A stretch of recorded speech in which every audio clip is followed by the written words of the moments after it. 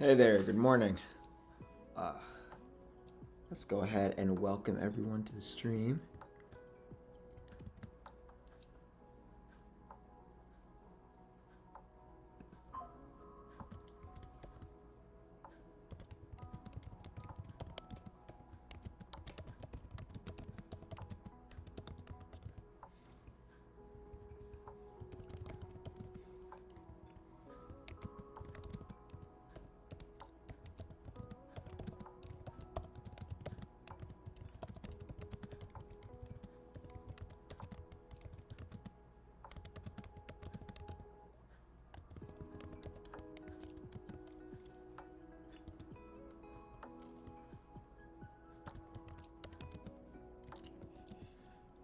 Alrighty.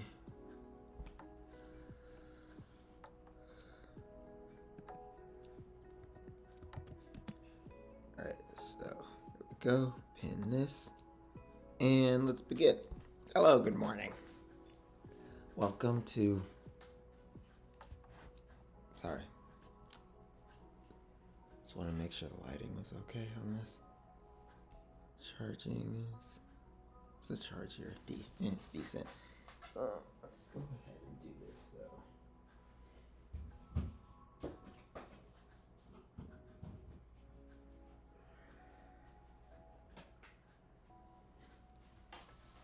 Oh no, that was very the only way I can describe that lighting was like jaundiced. Even though the sclera of my eyes aren't very yellow, like there was a very like yellow overlay over the screen.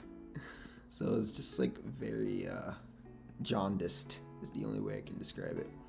Either way, hello, welcome to another morning stream for Empathy Software's live stream development of the 2D mobile game Cure All in collaboration with the United States Marine Corps, Semper.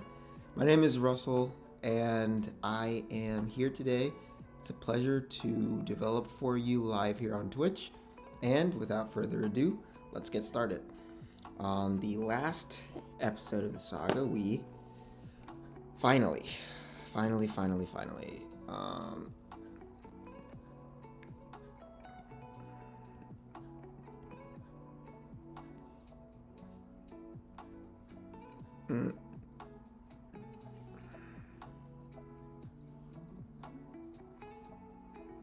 oh no, it's not this one.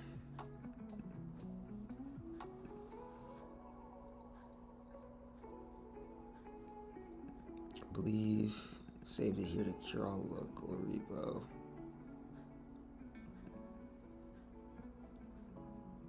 Yes, the one from 11:50 a.m. yesterday.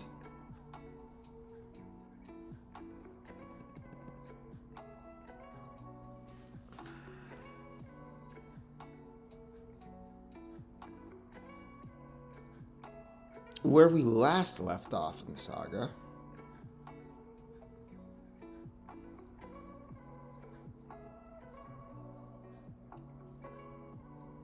Yep, there we go. Awesome. So where we last left off in the saga. We finally had gotten. Oh, interesting. We had finally had gotten the. My gosh. We had finally gotten the rooms to. I don't know why my mouse does that sometimes. Gotta figure that out.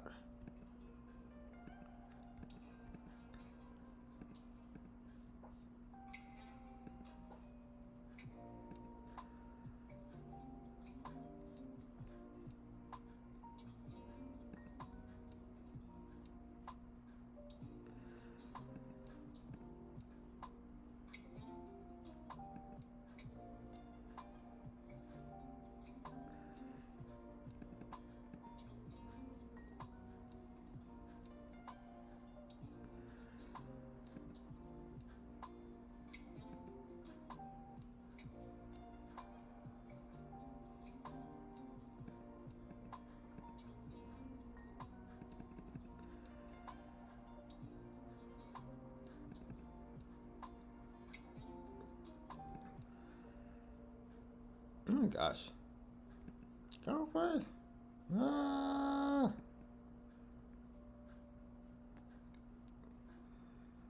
I think it's because my second finger is hovering the near the trackpad when I try to move around. So I guess I need to be like keep more distance. I have no clue. Anyways,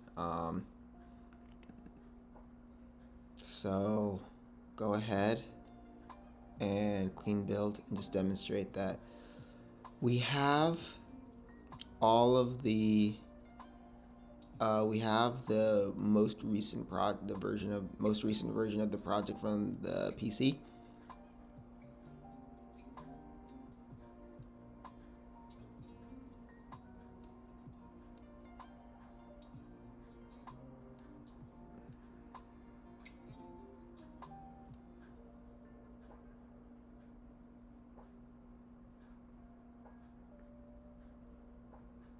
So right now, oh, so it actually converts the sound files to 16-bit mono at how many hertz? 441,000 hertz. Very interesting. So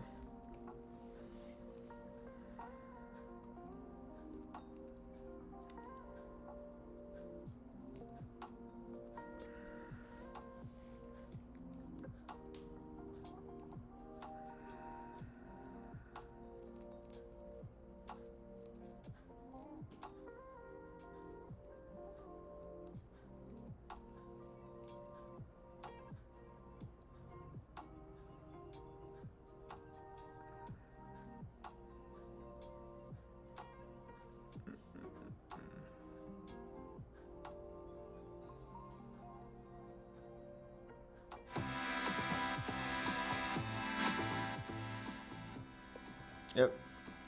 So here we have already looking at this is already making my morning so much brighter.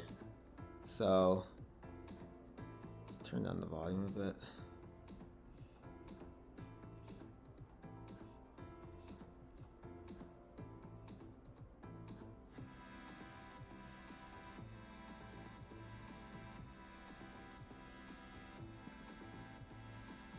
Alright, let's go ahead and make sure that got some noise audio. Alright. Alright. So hello?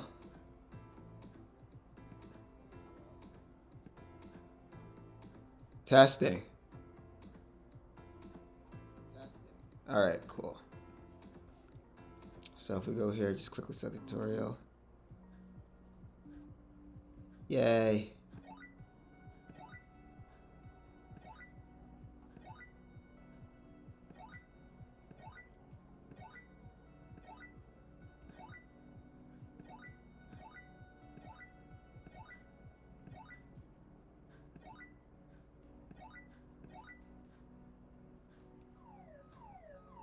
Oh, look at how smooth that is. I'm really, really happy to now be working from a machine with such a high frame rate. Really grateful.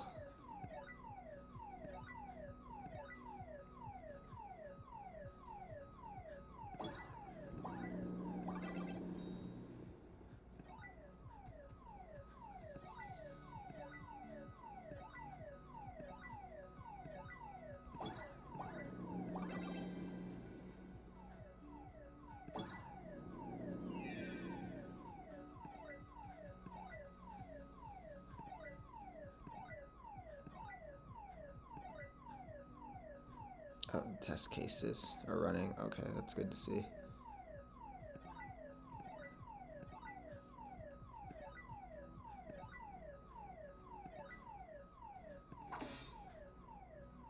Okay, good.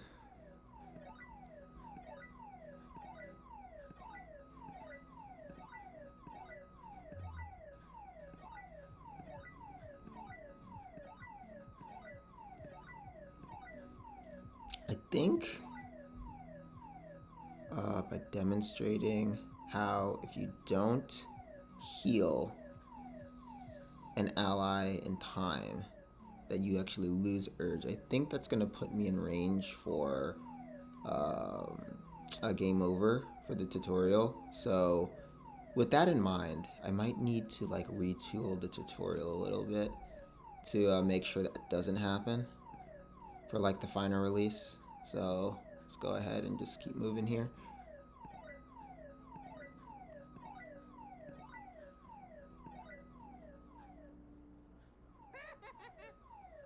Yep. Okay. So just gonna have to skip feature. That's what we're gonna need here as well.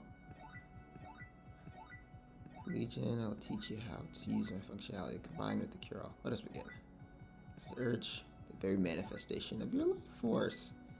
Well, his voice would be more robotic.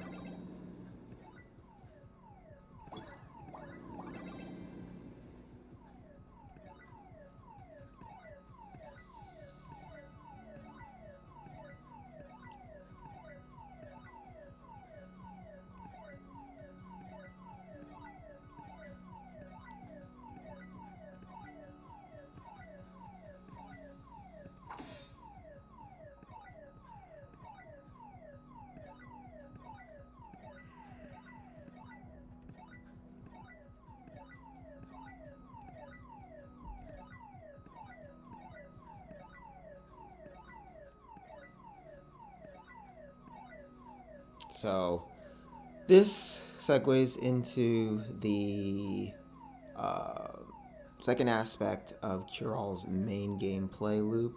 Granted, everything here is just the minimum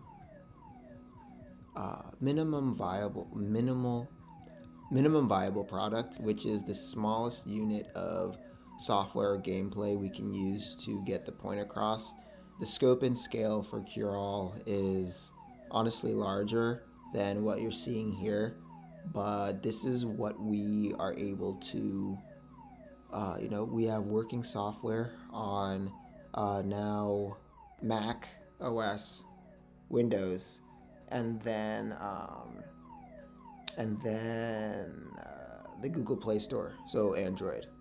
Like I said, we're moving into a hybrid closed beta phase, but I'll explain that later. Right now, I'm explaining this another aspect of Cure-All, which is the larva, who they're monsters who come in and drain your urge, and that's the standard type of larva called a germ. There are other types in the bestiary that give us a fun opportunity to make more mechanics, but the standard one just comes in and drains a fixed amount of urge and then leaves the screen. Like that. So as you can see, they will steal urge from you with their toxic bond. Then finally, if at any point you find yourself in a major pinch, tap the gateway to trigger stasis. This is just very simple pause functionality. In game, it's called Quantum Jump. You click on the clock. Oh, that's a bug. So that's fine. You click on the clock. So the clock needs to appear after that final. The clock needs to appear after that final bubble, which just means I need to increment a variable within the code that tracks the amount of times text has scrollen within a text box by 1. So yep, that's the tutorial real fast. And then we have the main gameplay loop.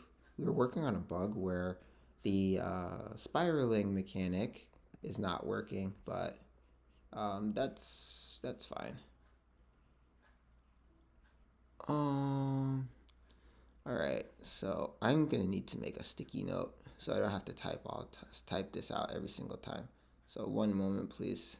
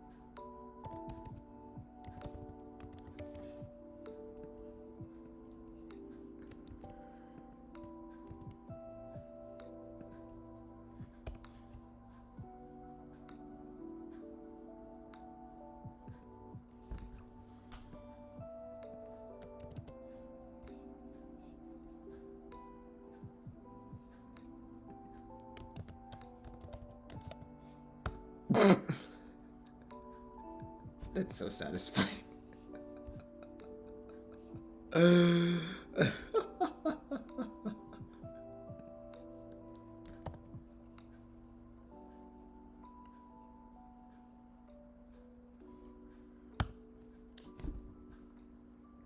It's so early in the morning, but to the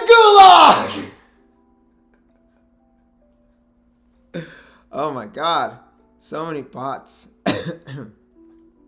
Or scams or whatever. I hope this isn't just like the same person or the same group of people making scams. Like, I don't know. It's hard, but just make your own thing. Don't scam people. Just make it. See? Just make it. Just do the thing. I made a thing where I drew little hearts everywhere. You know? Just make the thing. I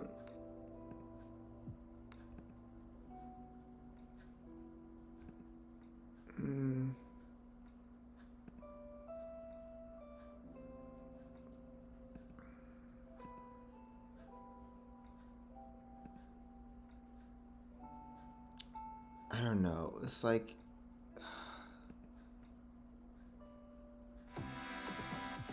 just make the thing.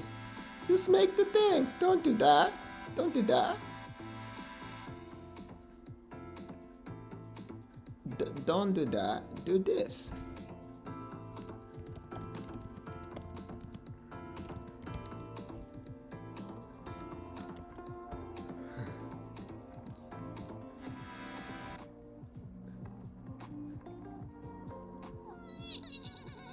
Oh, hey.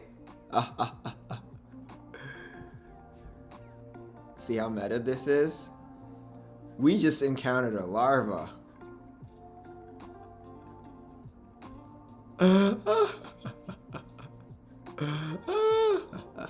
So,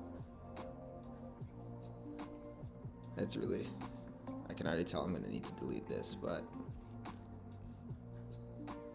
let's do this picture in picture.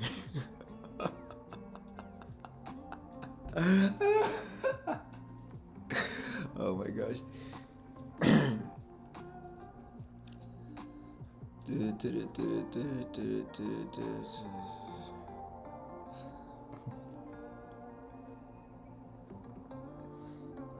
I don't even, like, I'm not new to the internet. Like, why would I even click on this? I don't get it. But yeah, I'm doing this for fun right now, so please excuse the indulgence right here. That's all this is. I will totally admit that.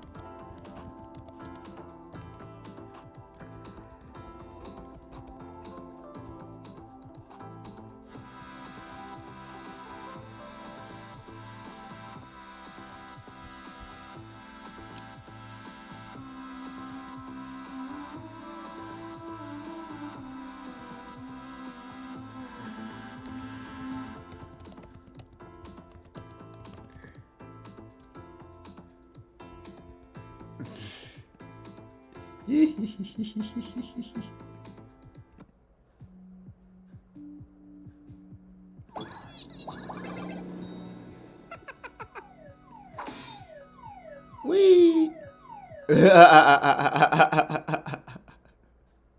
And go ahead and boom, boom, bloom. Ah, blocked, and then reported. Scams. See, I want to call these phishing links because I just don't know what'll happen if I click them, and it's just better that I don't do that. Mm.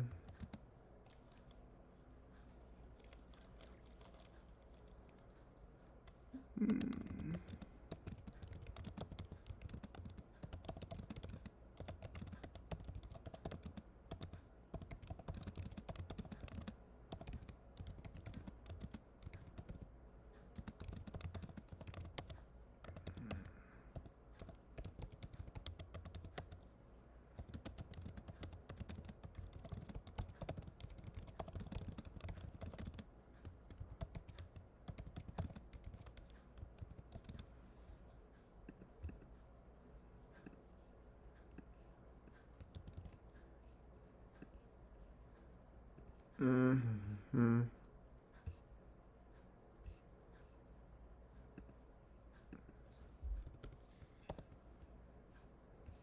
Just might as well save it to sticky note because I know I'm gonna see this. I know I'm gonna see this again. Report, close, and back to the thing. Like nothing ever happened. All right. So this is exciting. We have everything working, so we can immediately get to working on. Can go ahead and we're gonna need this dialogue portrait, but not here. So I want to delete this. Just oh, this is some character art that I made for the since this is a JRPG.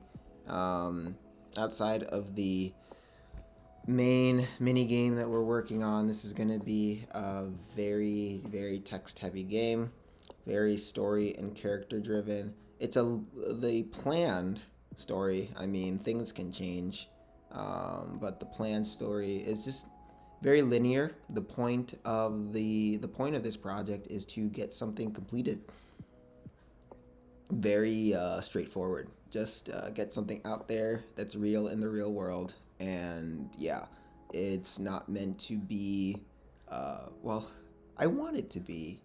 I want it to be spectacular, but the original, there we go, the original intent was to make something and get it out there. The story is very linear. Yeah. So, this is some character art that you'll be seeing for the characters in the future after we put chapter 1 together and get that released. But I'm just gonna go ahead and delete these because they're not needed in this for this cutscene. Yeah, it's definitely having my finger near the trackpad. Alright, so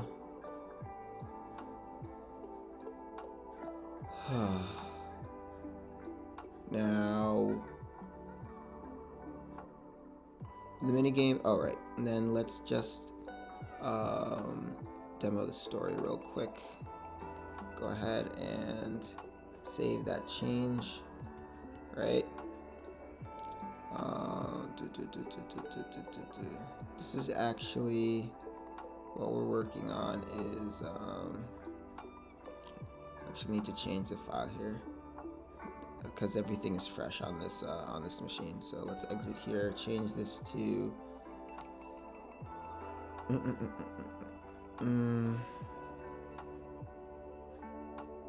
and then on my to-do list is, this is 2.0.81 we're working on my to-do list is to release 2.0.8 to the Play Store because we have 2.0.67 right now live on the Play Store. So just a little bit of maintenance. Rename.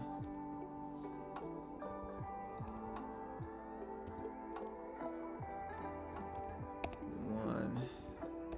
That's the current version we're working on. Let's open this.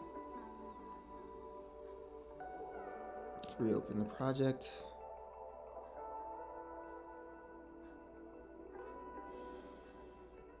Oh my gosh, it feels so satisfying to have done all of that work and to have it pay off.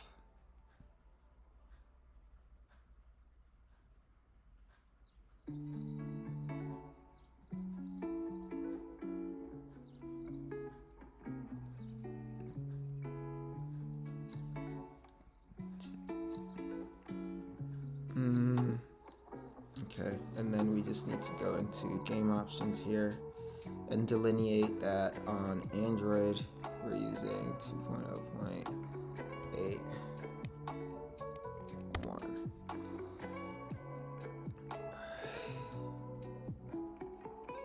Then I need to modify, that's right, the build settings.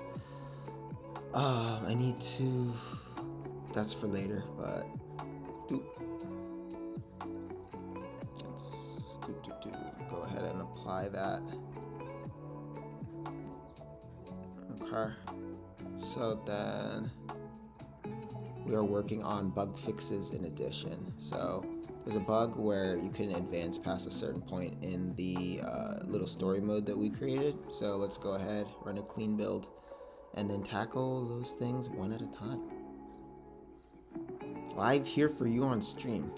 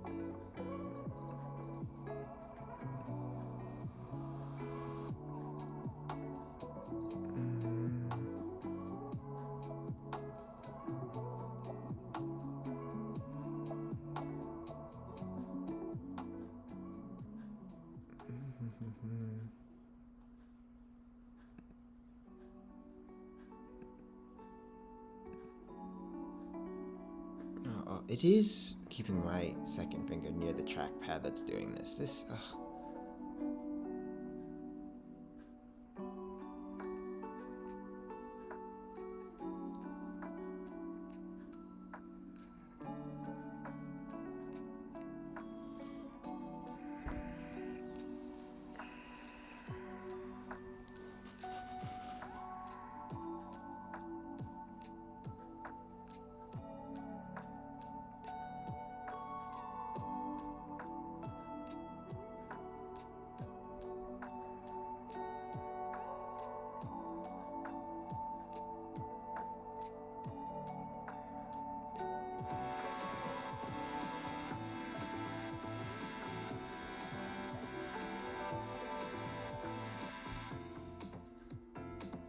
And now get to show off a bit of the story.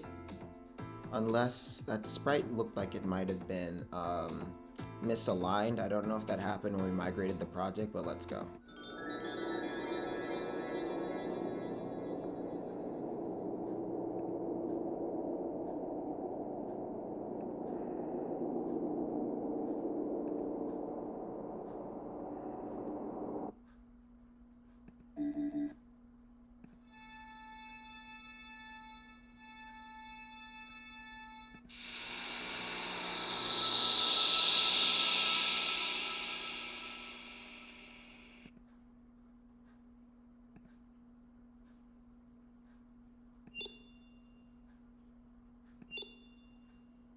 Oh, that's not supposed to happen. And then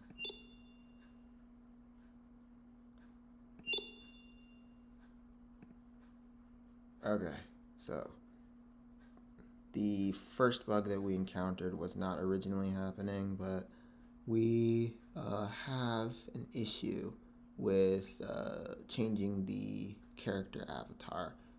In addition, we saw that it had an issue where the female sprite was supposed to be showing up and the male sprite was. That might be an issue with whatever that object is pointing to, but that's what we're here to do, to fix bugs. All right, so let's get the music going again.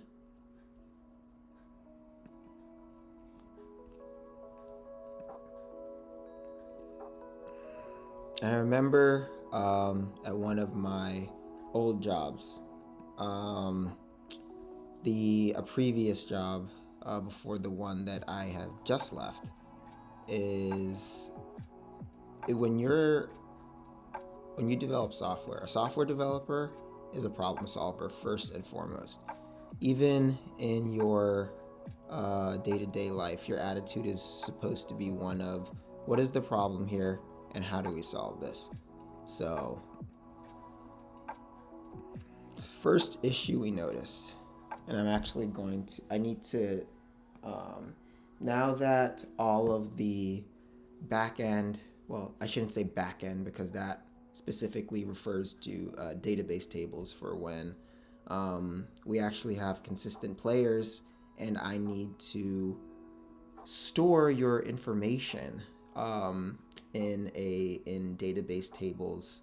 I don't know if Game Maker Studio 2 works with Firebase, but either way, store your information in database tables and things like that. So backend is not the correct term here. So now that we have things going well with version control, I want to actually treat this like production software. Any new comments on the stream? No, sweet. And go ahead and log this bug in Jira as we work on it. Jira is a great software bug tracking and sprint tracking agile tool made by Atlassian. You can use that to bolster. Oh my gosh. You can use that to bolster your. It's a very essential tool for software development, especially if you're using what's called agile methodology, in which you submit product increments in 2 week sprints. As you see, we are on Curel version 2.0.81. As I was learning the technical parts of software development, we started off on version 1.0.0. So for about a year and a half up until recently, just because some things in my personal life have changed, we were releasing increments of Curel between. There were some where we would release like in like odd amounts of days, like maybe less than 2, maybe slightly less than 2 weeks, or the standard 2, 3, or 4 week increments. But for a year and a half, we had been releasing increments of Curel, and that's how we iteratively got to the point that we're at right now. So it's been pretty fun, very educational.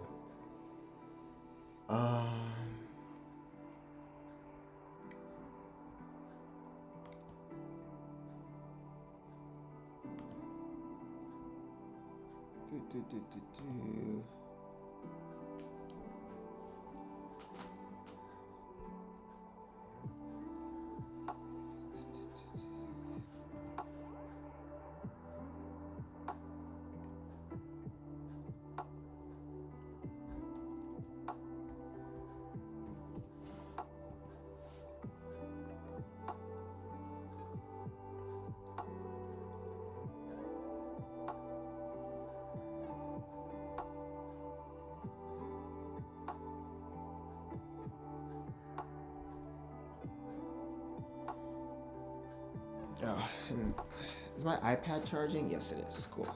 So, ooh. Let's go ahead and grab iPad here. Another really fun thing that we are doing.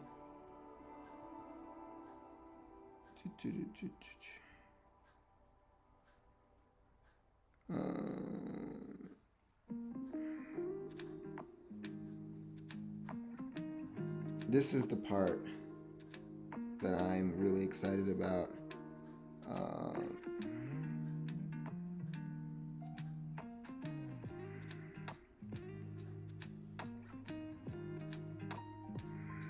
This is the part that I'm really excited about because, ooh, this is the part where you all engage the most.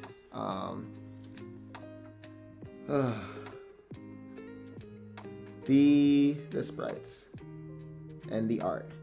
So, if you didn't know, for Cure All, I am making all of the environment art, the sprite art, the boss art, the animations, all of the coding, all of the writing for the story, the character art. I mean the character writing, and the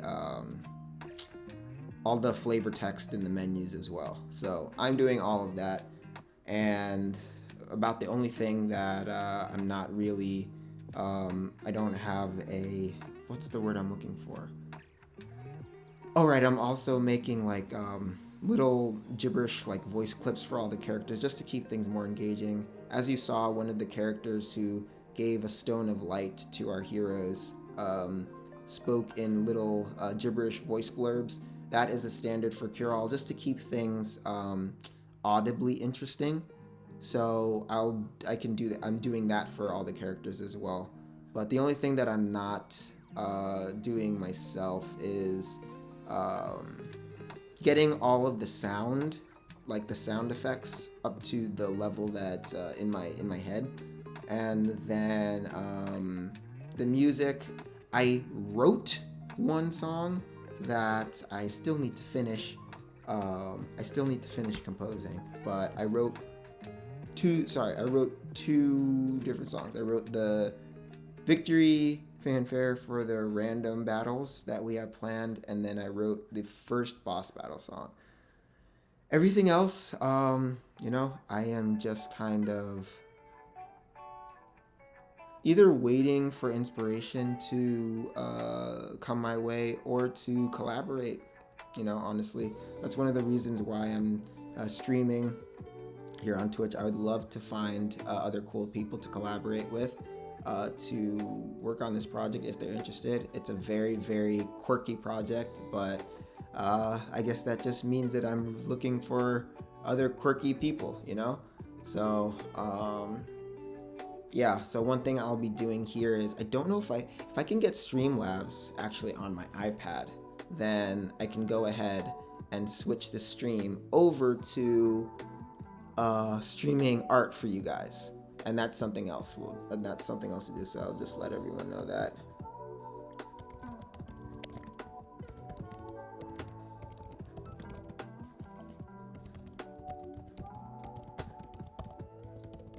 First, before I type that, how about we do this? I want to make sure.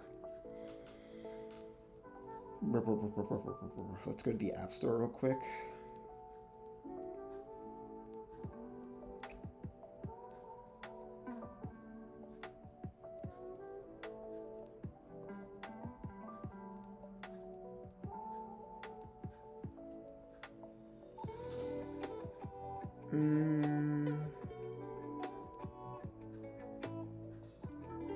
Yeah, where's the App Store? Okay, so you see that I'm in the App Store right here on my iPad. Does that make me an honorary iPad kid? Streamlabs. Oh! Streamlabs is on iPad. So let me just get this first.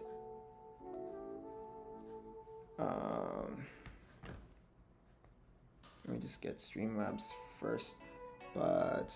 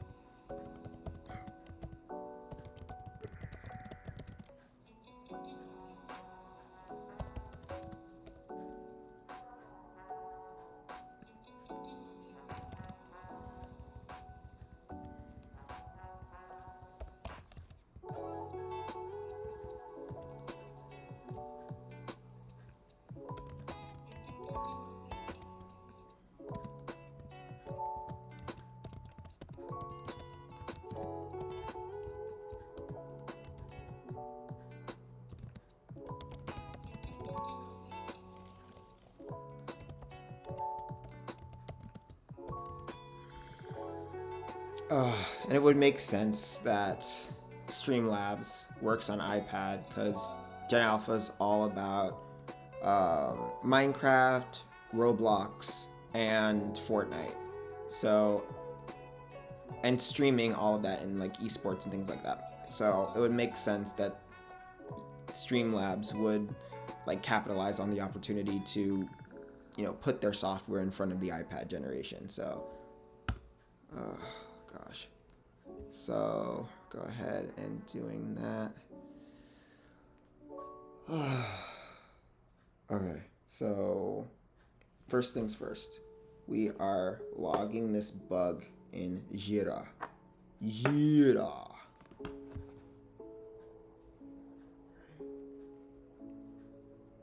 So for that, I'll go back to the project, go to the product backlog here. And I don't know, can you dual screen stream in case everyone wants to see? I don't mind showing off my product backlog, honestly.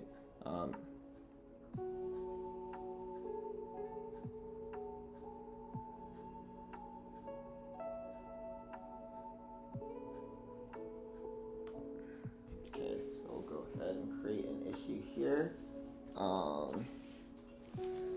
So on the gender selection screen, the option for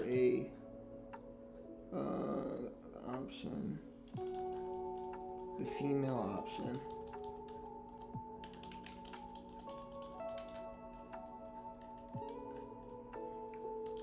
does not properly display the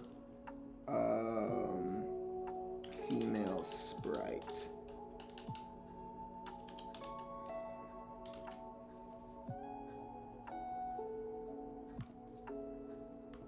That would be a bug. Let's delineate it as such. I love using Jira, honestly. What priority would I give that highest? I'm solving that now. All right. Go ahead, enter.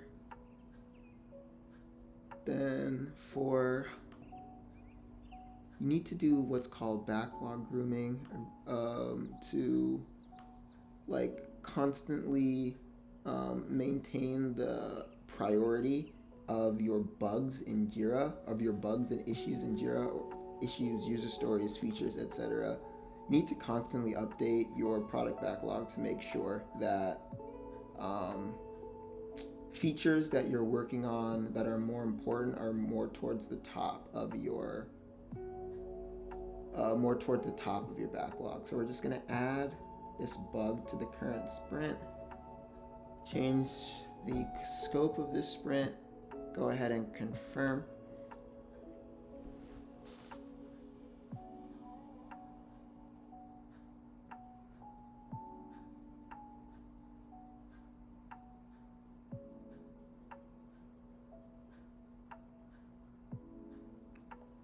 right, so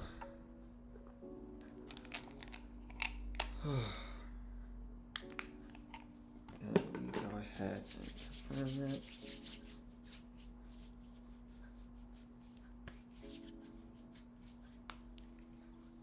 Alright, and then let's just tackle that bug right now.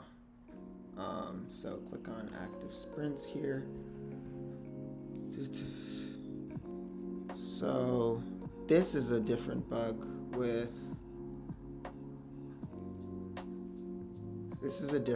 here. That doesn't actually show up as a bug, but if we open up our sprites here, we can go ahead and see, no, not sprites. Clean this up, right? Then go to objects, that's right. And then cutscenes, gender, and then we have let's just organize this a bit more.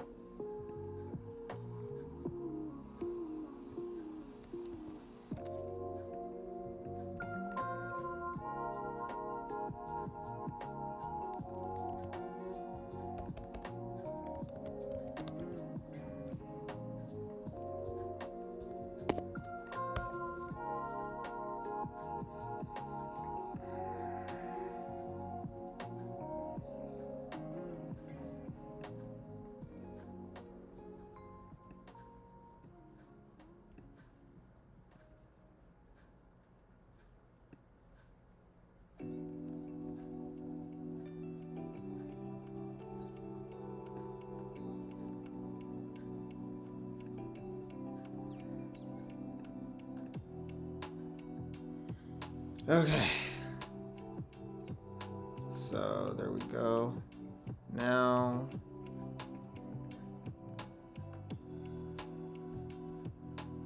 should have caused changes. Alright, so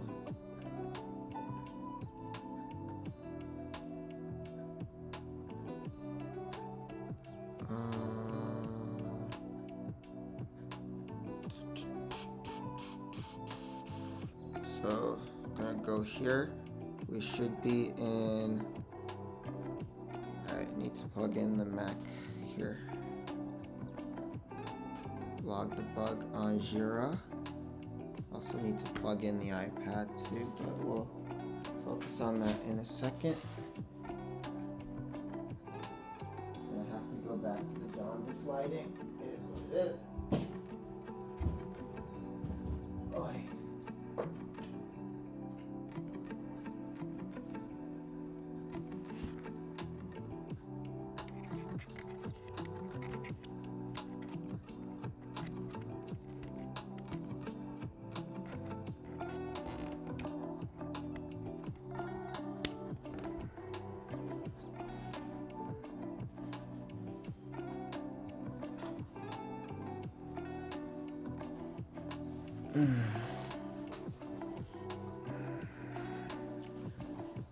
All right, so let's make sure. Am I? Look at the first. I love to see the sun peek through the window in the morning. It is awesome. All right, so where in the? Is this the right? I want Twitch here, honestly. So, testing.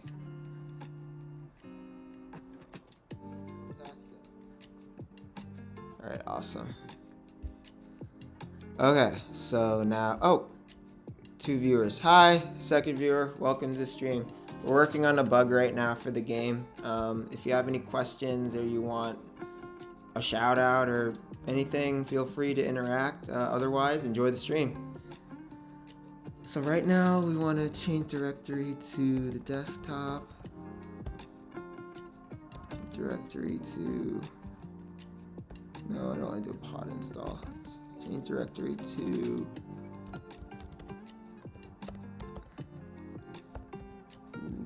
local repo.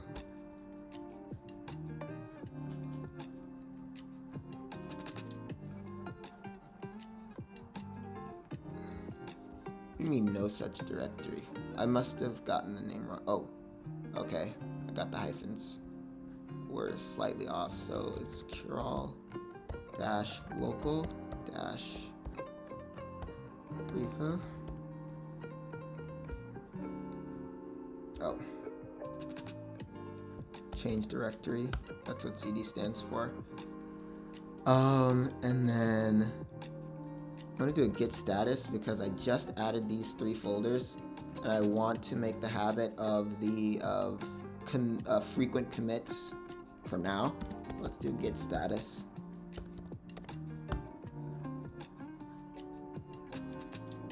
Okay. So I don't think it's really sensed that anything has changed.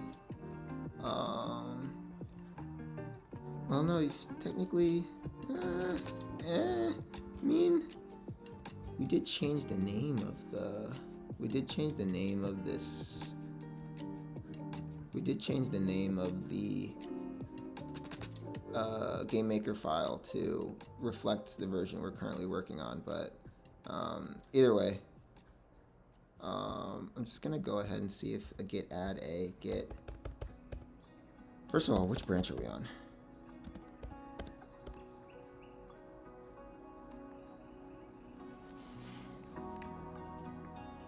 Oh, I think. Okay, cool. We're in Cure All local repo. We actually need to go into ESFT Cure All Mac 1, right? Okay, now let's try to do a git status.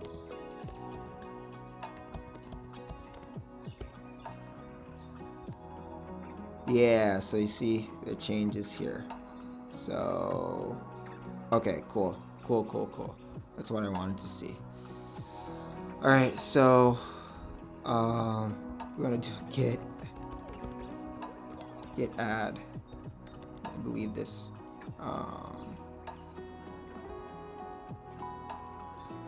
Git add, git status.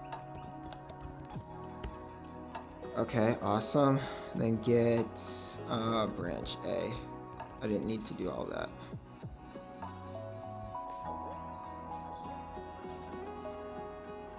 Oh. Then we're on main. Awesome. So what we'll do, go ahead and just run a git commit.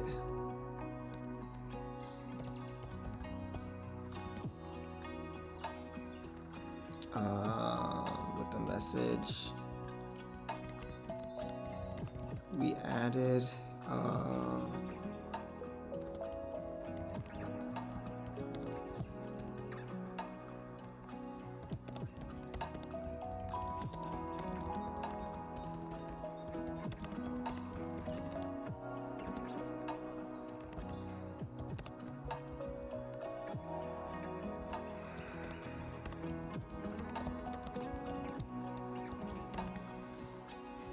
okay. Cool. And now git. Oh wait, just commit. You don't do a push until you're done with all the commits for a block of work. So that's another little tidbit in software engineering, or the software engineering approach that we're taking towards making Cure All. So Now we've done that, let's go ahead and figure out why. Now we're finally into development proper because we're addressing a bug. So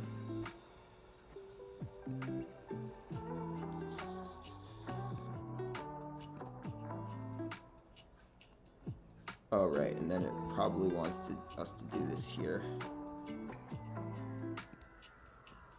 Go ahead, do it in both, can't hurt.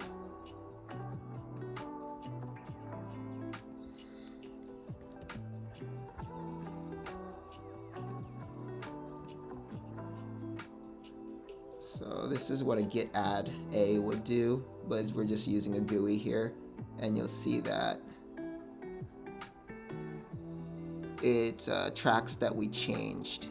We added a resource order file since we're now on Curel 2.0.81, and all of the objects here. Oh my gosh, all of the objects here. I mean, all of the objects and sprites that we shifted around to organize the genders, those changes are reflected here too. So just stage these changes to the commit, add a commit message.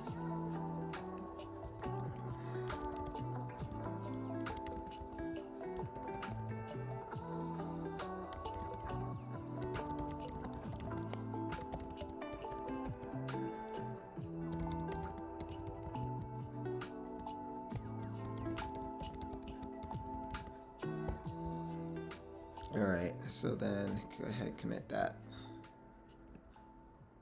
Now, see? Now this change is up to date, and we can revert the project to that if needed. But also, we can revert this in GitHub remotely as well. So that is exciting because version control is just compulsory when you're making any software.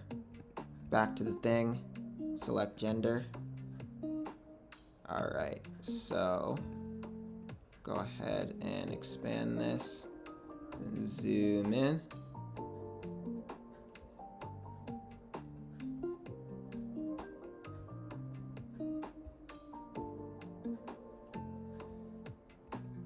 All right, so this doesn't need to be here. Let's go ahead, delete this. This doesn't need to be here, delete this. This doesn't need to be here, delete this.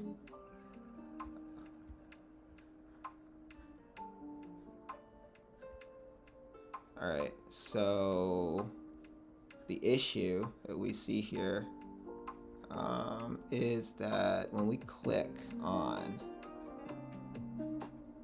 the this Venus symbol you see here, it's supposed to change the sprite to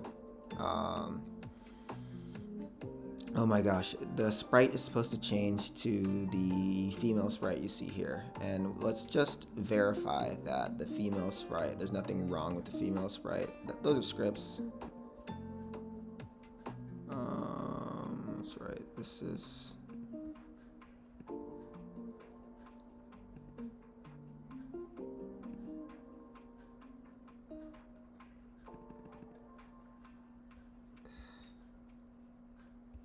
So this is the standard sprite for Ray if you choose Ray as a female.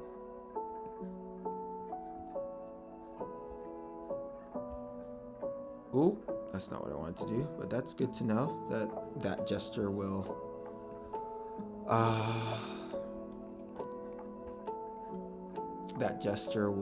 knowing that that gesture works. Actually, for the second part of my dissertation is seeing if it's acceptable to consider the uniform set of gestures defined by these devices, by these touchscreen devices, as an input language into an automaton. I know that that may not make sense to people watching here, but the short version is that The second part of my dissertation uses what's called automata theory, which is basically machines.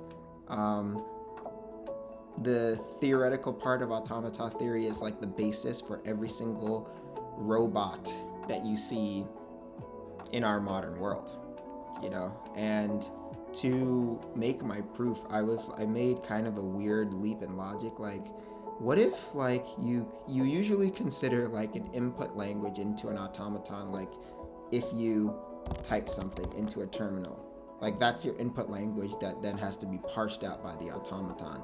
But if you think about it, when a human touches a touch touch-based device, that is a um, that is a finite, that is based off of a finite set of gestures defined internally within the proprietary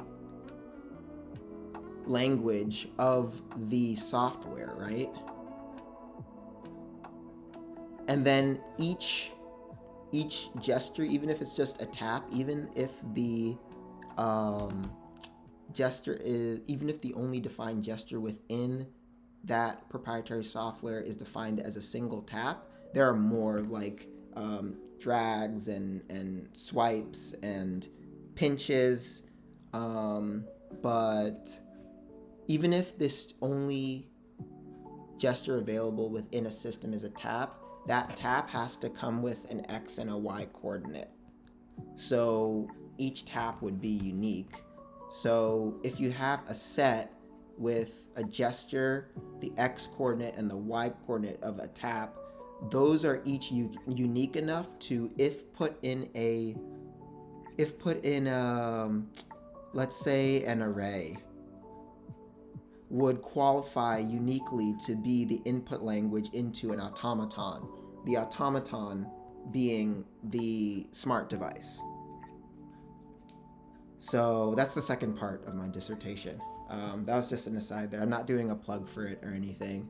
That's just a little logic leap that I made that I'm interested to see how the academic community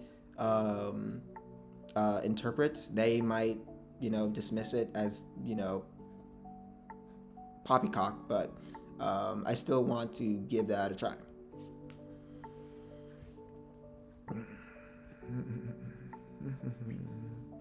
So, and if you're interested in doing like a computer science major, you're going to hear about automatons in discrete structures, not discrete mathematics. Discrete mathematics is one of the most important classes you will take in your, if you deal with computing of any kind, because it is like very foundational logic that you can apply to not only STEM fields. And then later on you'll take discrete structures, which utilizes discrete mathematics only in the first part of the course, but is all about automata theory, which is the keystone work of Alan Turing. That is the basis upon which we have all the computers that we have today, including the computer you're watching this on, either your smartphone, tablet, or laptop or desktop, and all of our smart devices. So automata theory is pretty universal for today's world. Sorry for the tangent. Moving on.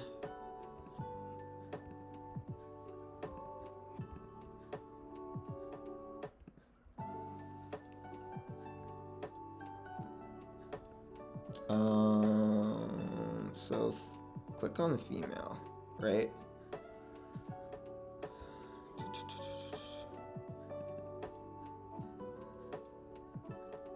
All right, so really simple code here. I can add some comments. Just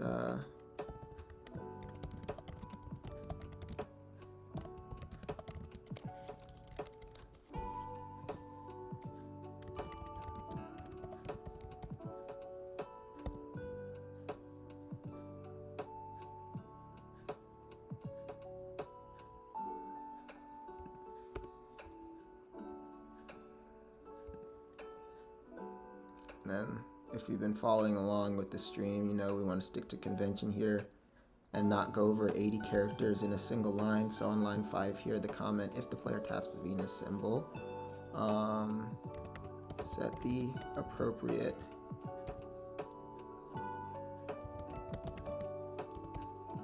booleans to true or false. Okay.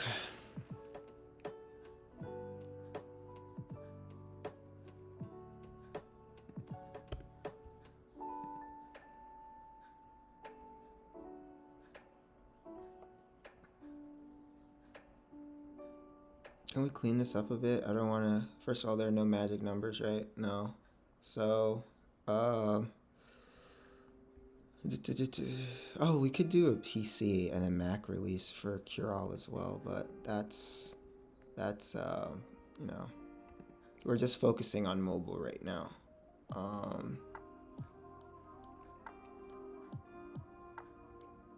Then set the female gender to true.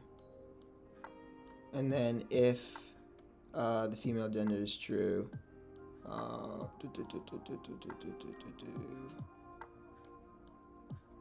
set the prompt for female to true. And then set the prompts for the other selectable genders to false. Okay, so moving forward. This is global, so...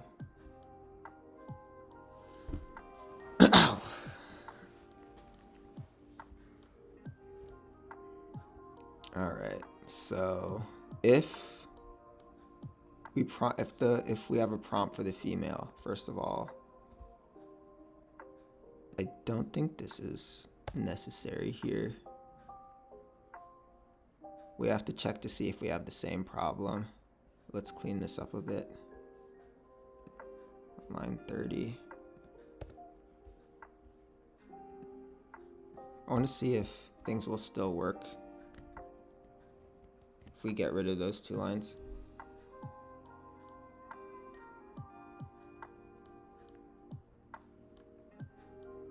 All right.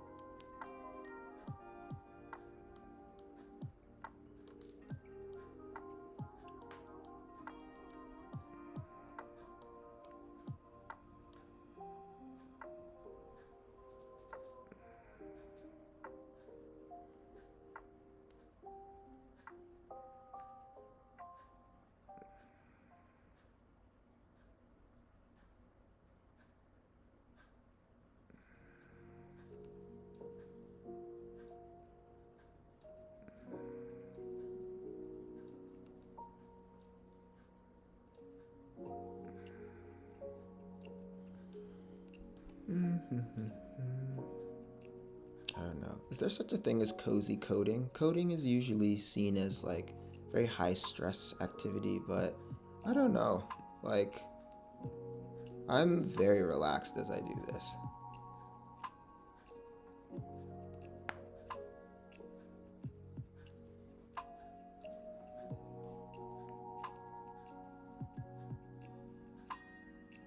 Need to clean some of the code up here to match our convention.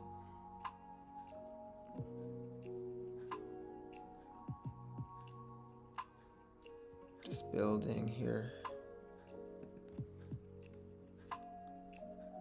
Actually, we can do that right now since we're building. So just by convention to make things a bit less claustrophobic.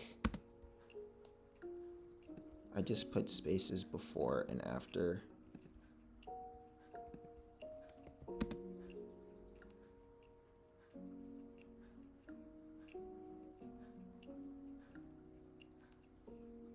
All right.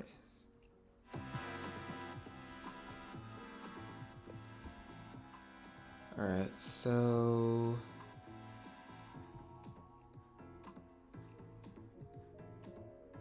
let's go ahead and just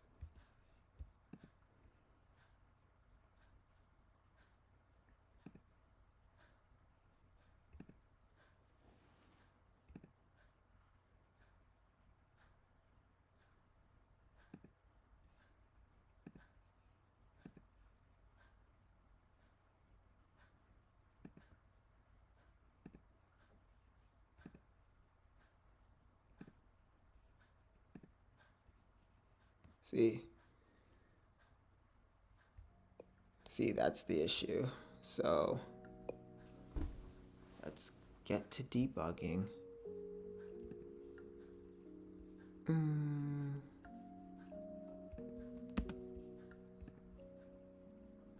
First of all,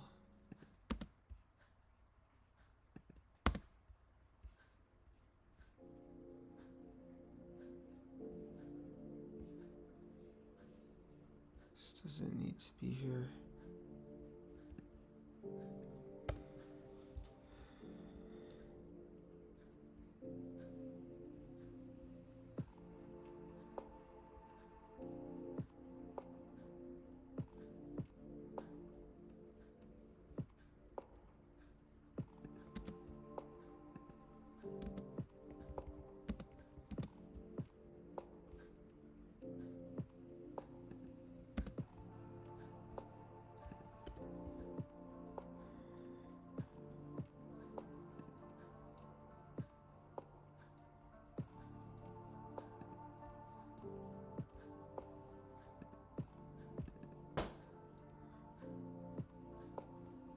Was that a light bulb I just heard pop randomly? That was weird.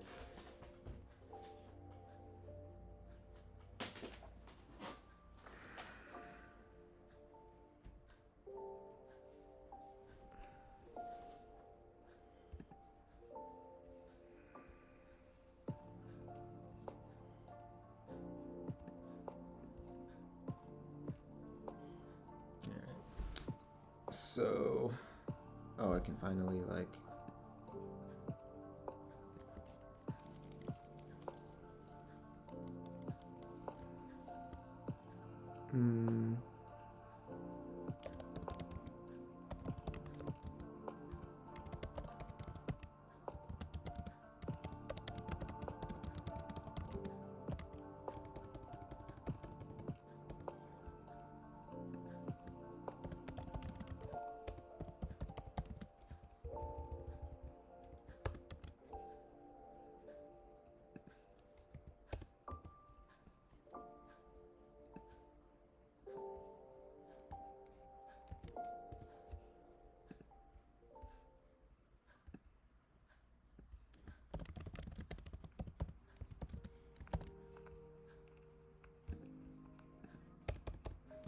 I almost wanted to type this, but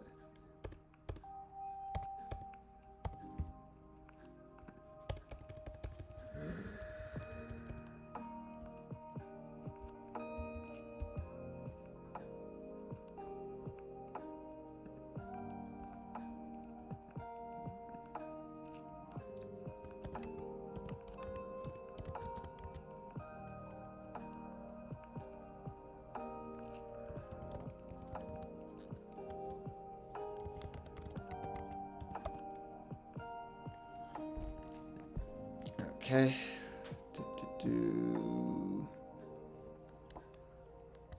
Okay, so as we were here, why? All right, and then create event. Go ahead and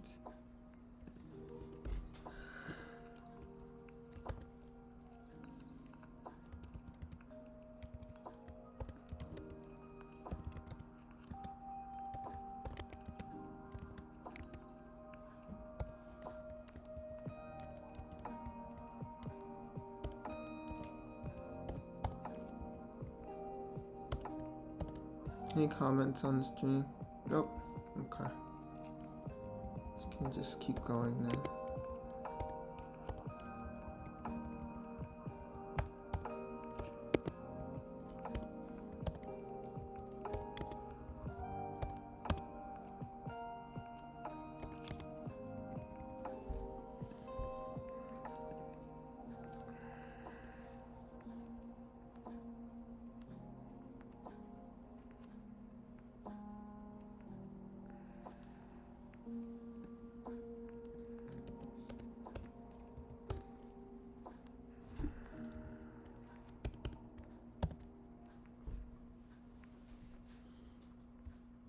Put all the clothes.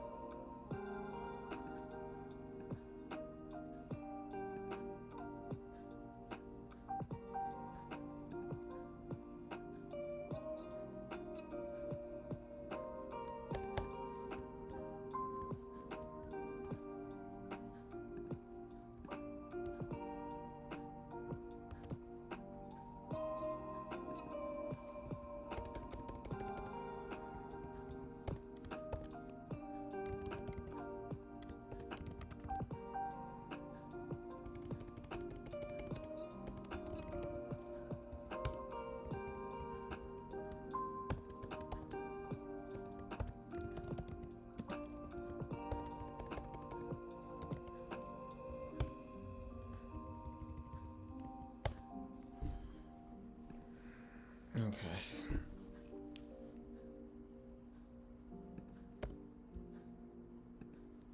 Just let the code breathe here. I like adding lots of white space personally, because I just, when everything is all smushed and crammed together, I can't.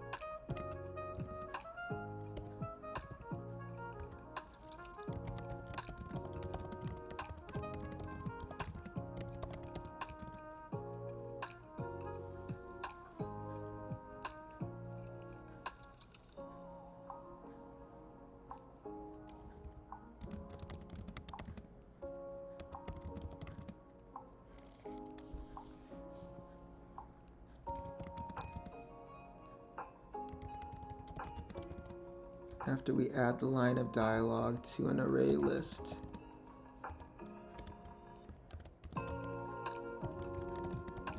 of lines, of dialogue lines.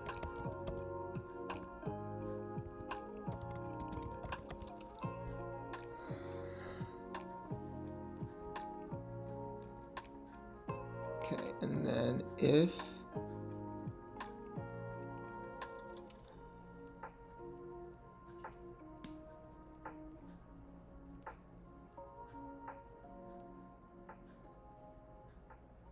so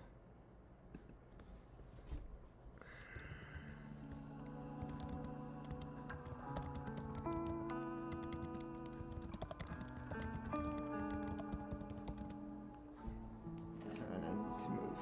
So I'm working currently on this this gender selection bug. Highest priority.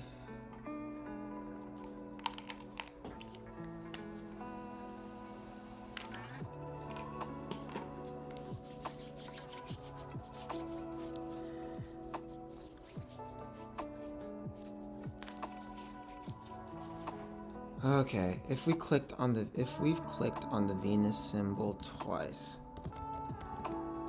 advance to the next screen.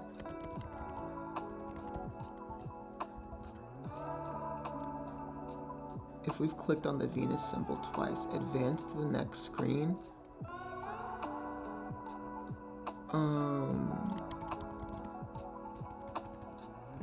And store the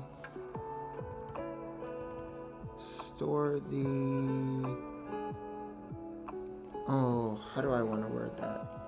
And store the option in a global variable. Okay. So let's go ahead and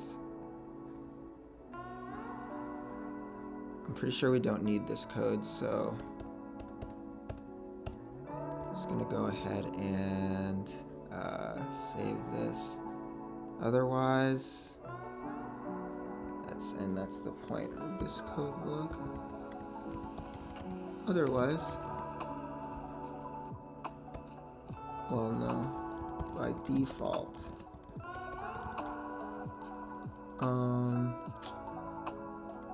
display nothing if the player has selected other gender symbols. Okay.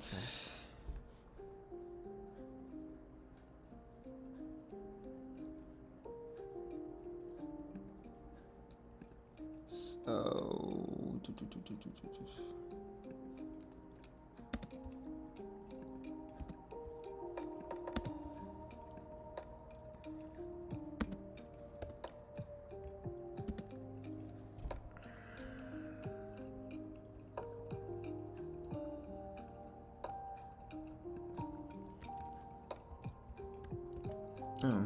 and that's another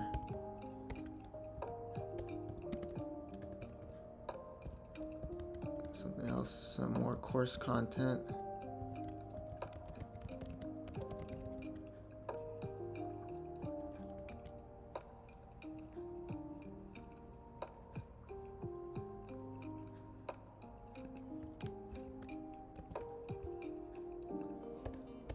Okay. So go ahead and save that. Then get status.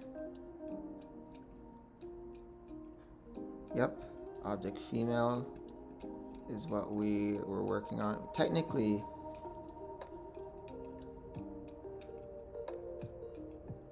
yeah, that's the simplest.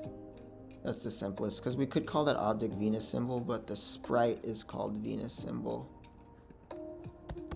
And people universally understand this as, my gosh, people universally understand this as, female. So let's just go ahead and keep moving with that. But I do want to organize the sprites a bit more.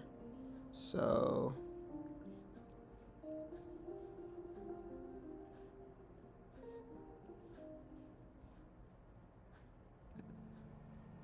there we go, sprite Venus symbol.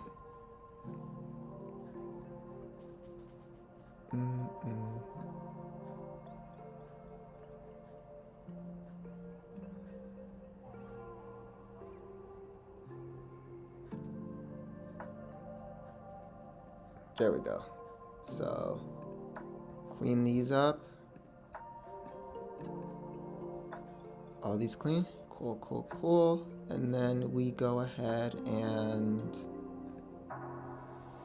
really quickly, I want to see my history We have the asset browser, search results, breakpoints, compile errors, LMS inspector. Huh. Search results. I could have sworn there was like a history that you can, like a history window that you can opt to see. I won't get too caught up in that, but that's actually kind of important because that will make things a little faster for us. Let's do another get. Yep, modified sprite Venus symbol. So git add. Now, what if I just did a git add this? Then do git status. All these are staged. Then we want to do another git commit.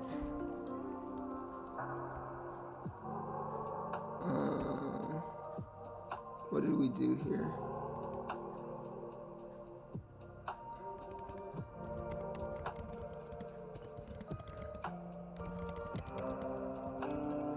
Alright, it's a decent charge on my MacBook Pro. Let's go ahead and charge the iPad. Oh.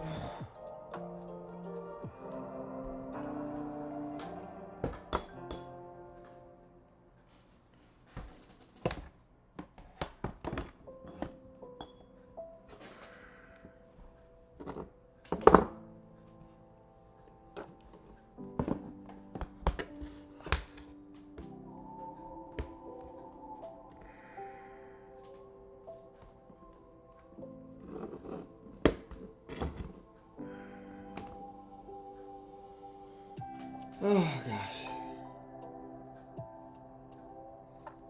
Alright. We cleaned up the...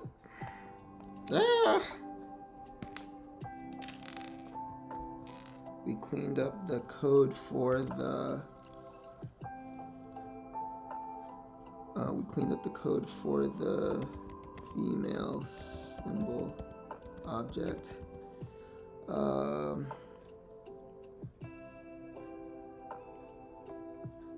I would say clean up the code for the female symbol object. Yeah, adding comments and all that qualifies. So go ahead and add that commit. Make sure, I should have made sure we're on the right branch first, but we are on the right branch. We're in main. Okay, so that's right. I actually need to.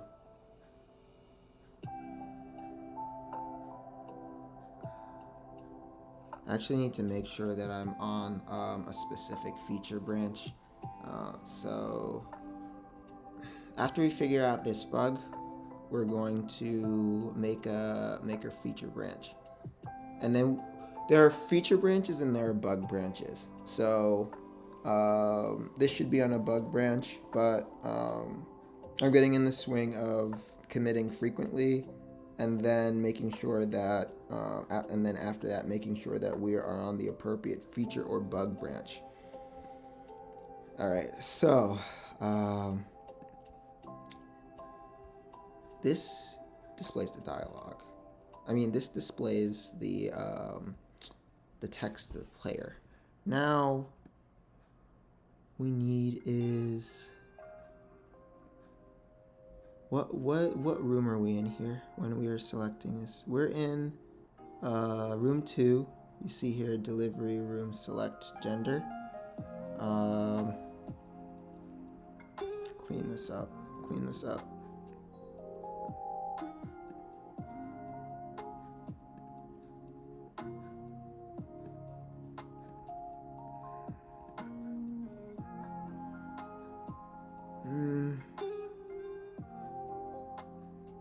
Then the object that we're working from is object array save 1. So let's go ahead and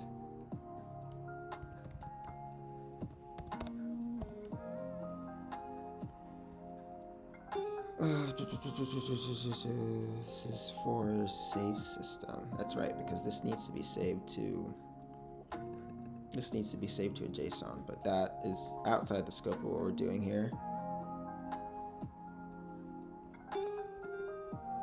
Uh, that's strange. There should be a draw event here. Let's go ahead and add one. I don't know why there's not one there.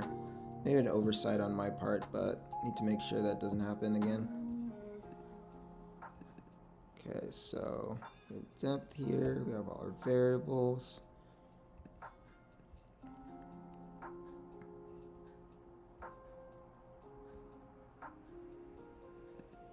If I get anything out of these streams, I just really hope that code, at least for gaming, is not intimidating. Because this is all I hope. Hopefully, with my explanations, makes sense. So, okay, so the JSON file is something we're gonna have to worry about at a later date and time, but go to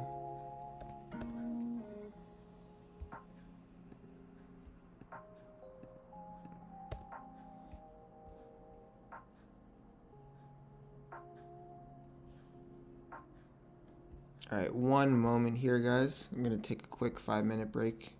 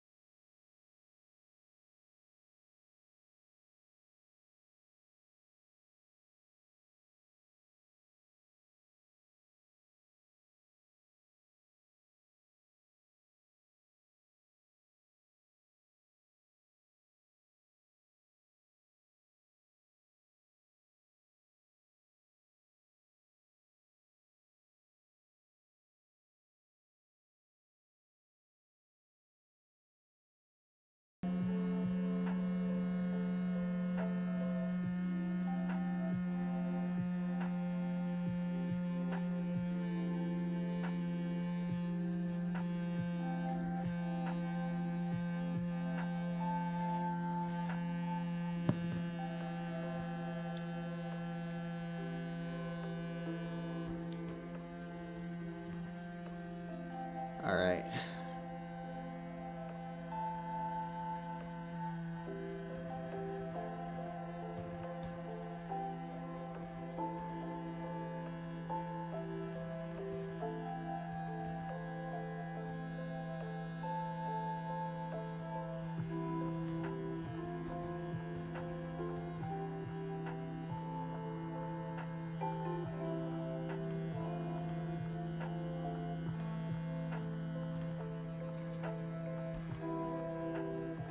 Okay, so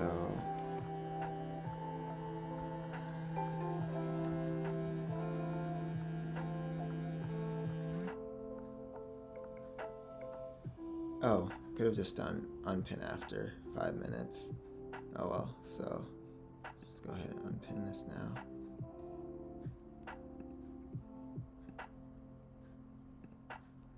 Alright, so I realized my audio was muted for a while, so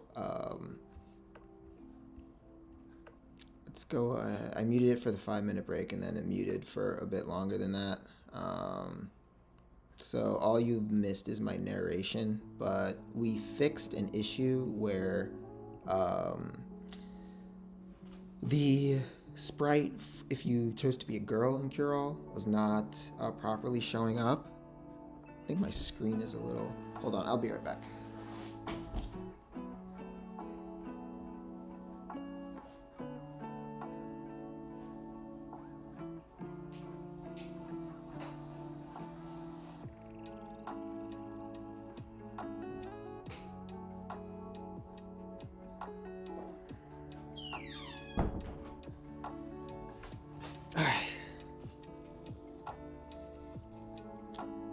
Okay. Yeah. Okay, that's awesome. So there was a little bit, did need to do a bit of screen cleaning. So the issue was that the sprite, if you chose to be a girl in Cure-All, was not showing up. It was showing up as a boy sprite. And we figured out where the issue was.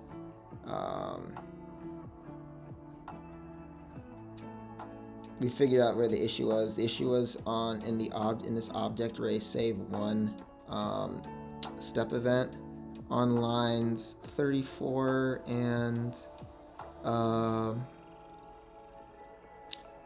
34 and 63. We see the they were sprite ray boy both, so we can just do some backtracking here. Yeah, it was sprite ray boy as we saved the data to the JSON to persist to a new room. So yeah, that was a mistake, but we went ahead and fixed it, and now if we run the game again, I just want to demonstrate that it works.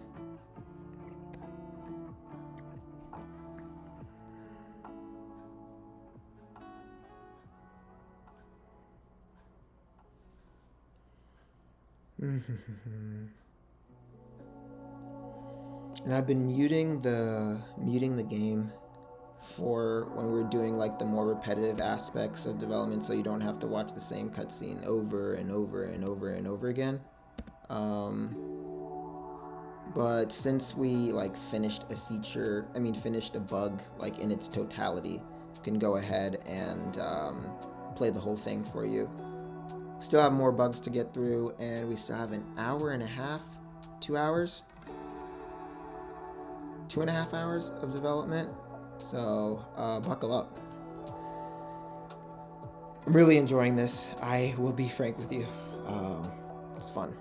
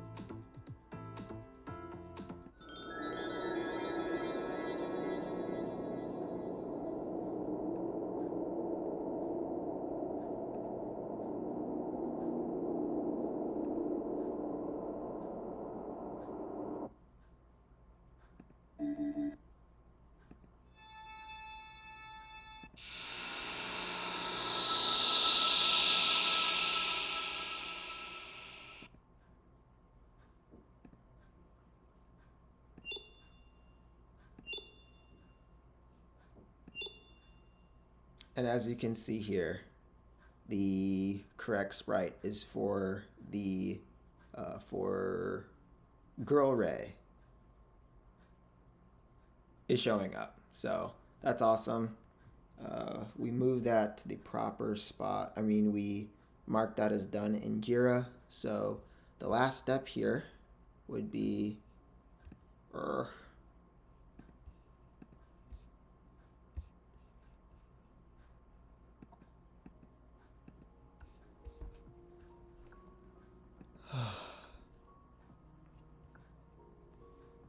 to go ahead. Let's get a git status here. This is everything we changed. Yep. And to be perfectly honest, is this? That's the name of the object we want right now. We can change that as needed, but yeah, it's because this is all the data that's going to be saved this is all the data that's going to be saved persistently. So you make this, so you the player, make the selection, and then that data gets saved to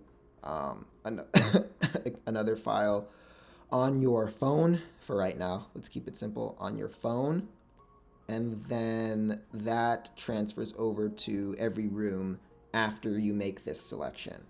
So it's just, we're going to call it for save one, because for this sprint we are making 3 saves, giving you the making 3 saves, giving you the option to delete a save file, and oh right, getting Ray walking, and you can you will be able to touch on the game screen to move your player, whether you're male, female, or non-binary. So git status, go ahead, git add all of the files, do a git status again. All of these are staged. Then we want to just do a quick commit.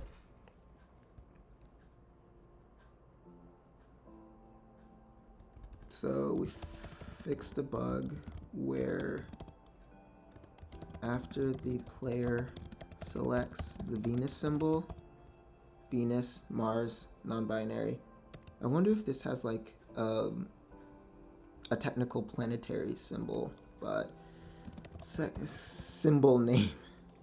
After the player selects the Venus symbol, a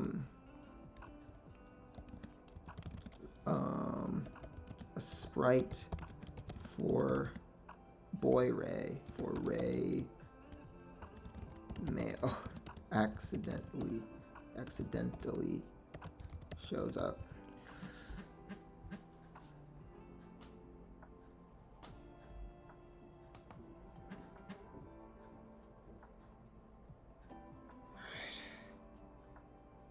So go ahead and commit that, and then also want to just quickly copy this so we can commit this within GameMaker as well.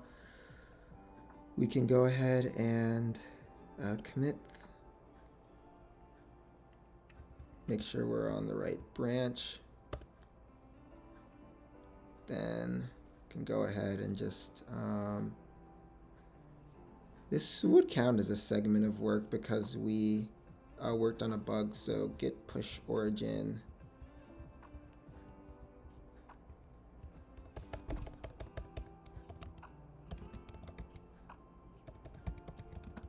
git push origin main, git status, your branch is up to date with origin main, nothing to commit, working tree clean. So now up to date with origin main, nothing to. All right, we can go to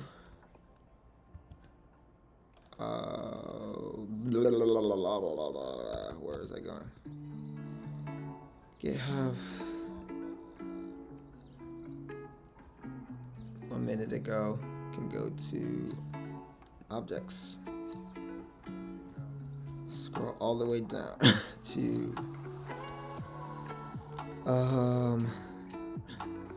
save one. And we can go to 1 minute ago. See? Oh, that's cool. So, we can go to a step. That's right. We can see here that, yep. Oh. Strange. Oh, whatever. Oh. Aha.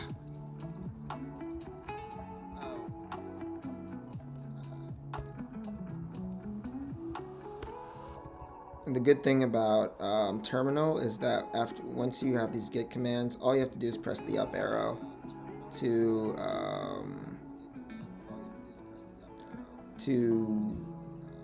access your old commands. So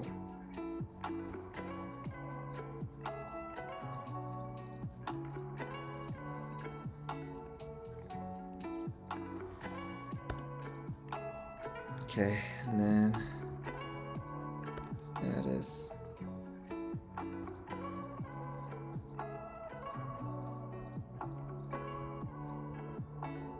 Git commit, git push origin main.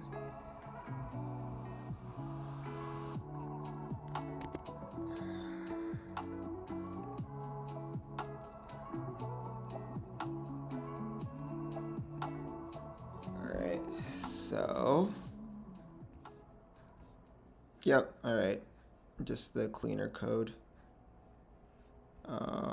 We need to clean up that, but that's related to the JSON, which we're gonna figure out coming up now.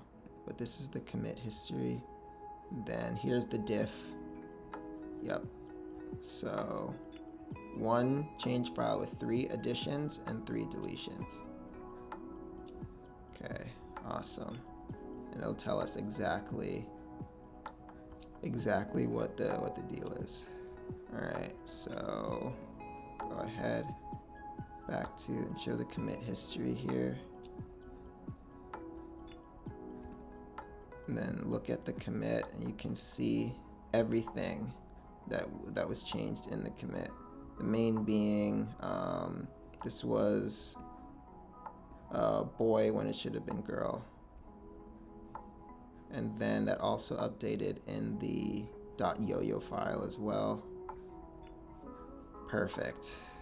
And this is you can view commit details either way. And here we have the diff. All right, awesome. All right, so everything's up to date there. Now, what we should have done in the beginning is work on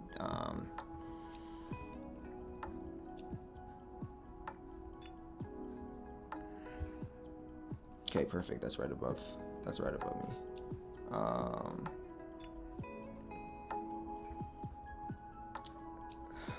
You need to do a git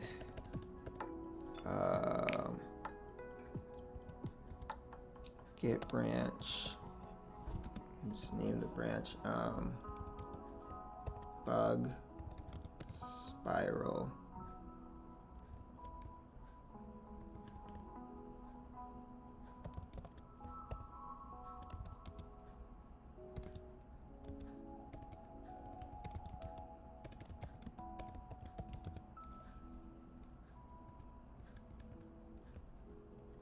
Because that's one thing that's an issue right now. So bug spiral. Let's make sure git with a git branch. This A flag that we have the bug spiral. So then we go git branch. So we have a bug and 3 features.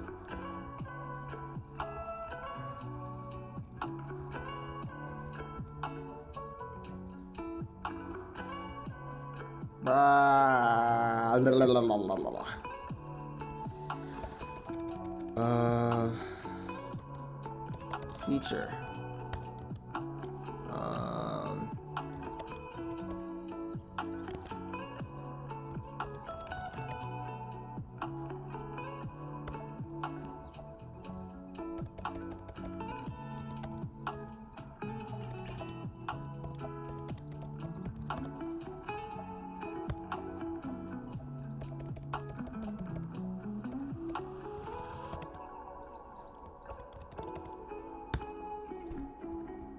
we can go ahead and look at all the branches. Yep.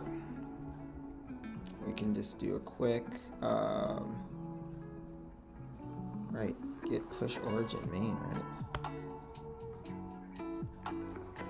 Forgot.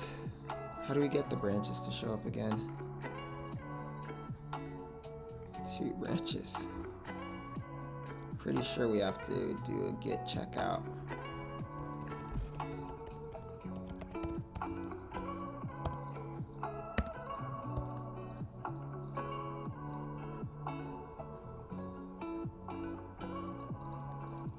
Oh wait, is it a git push origin like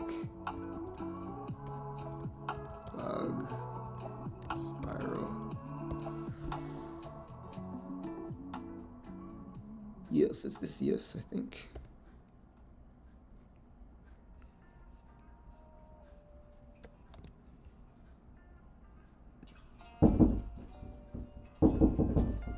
One moment, team.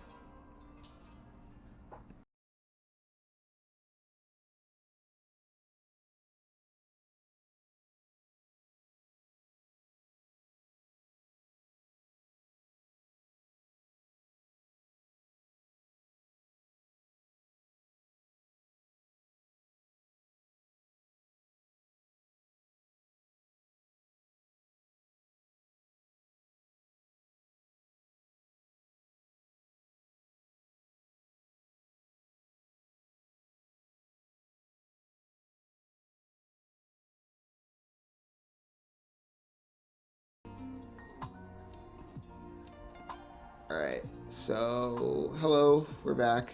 Brief little break there. So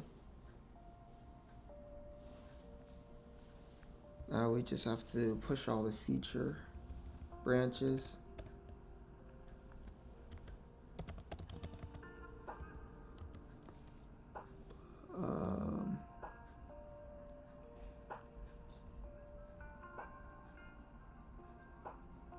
You know what? Just to make sure, we could just do a copy paste, but what's easier here?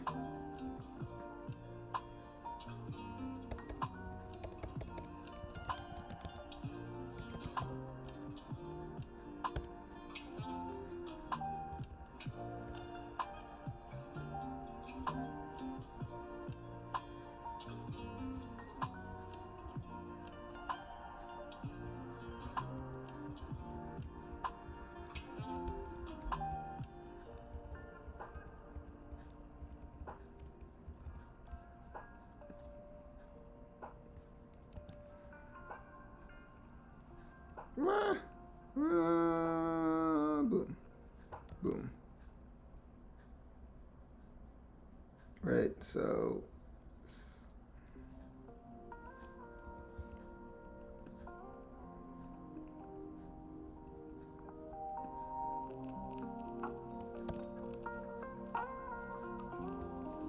oh, that's how it interprets that. Well, whatever. So then we'll just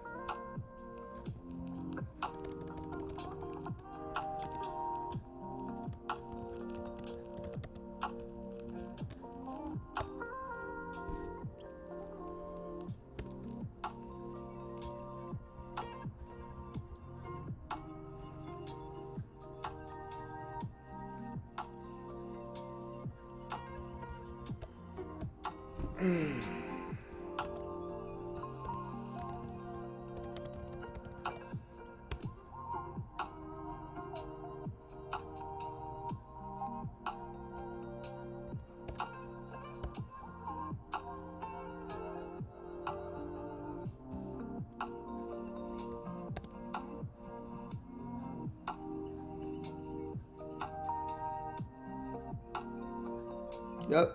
Awesome. Awesome, awesome, awesome.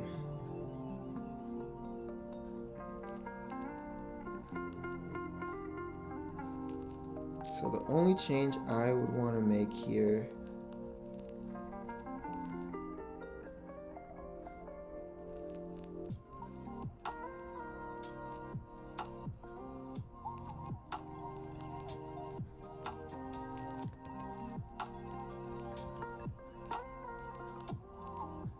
Oh, this is supposed to be like a personal website? I don't.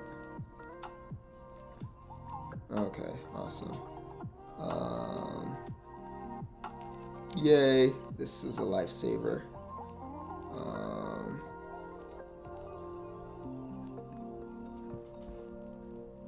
we edit this. There we go. Renaming this branch will not update your. Well, first I want to get rid of this master branch because that didn't help. Deleted. Okay, awesome. And rename. That's not what we wanted to do.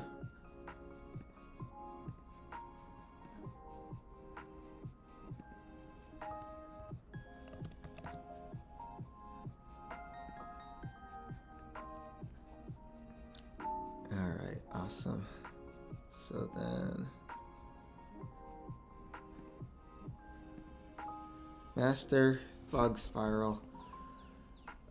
Feature, delete save, ray walking, 3 saves. Awesome. So we are we are in the swing of things for this sprint. Let's keep going.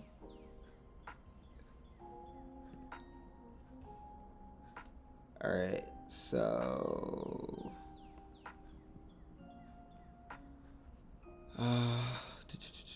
what we'll work on next is the 3 delete save. We'll work on delete save next. So I'm gonna go ahead and get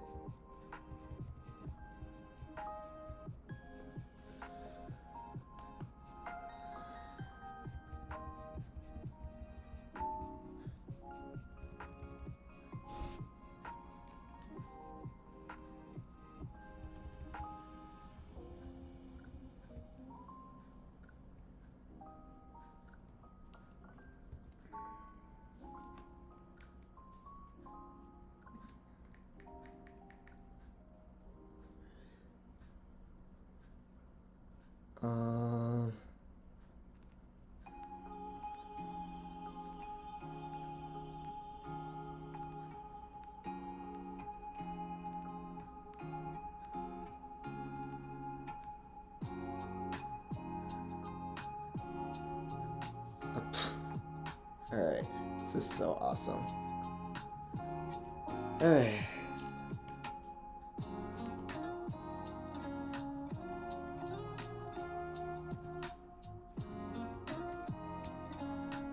Okay.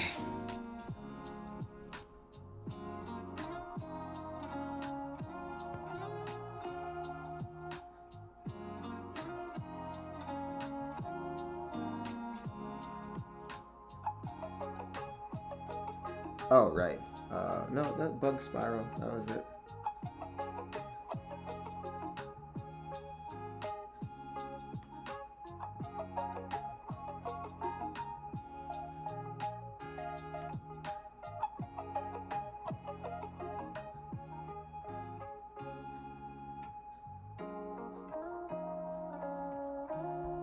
Alright, so now we're working on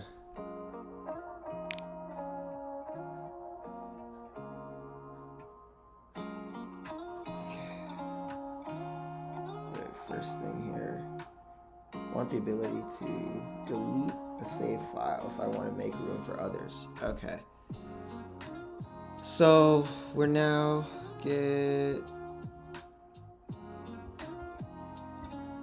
so let's do git checkout.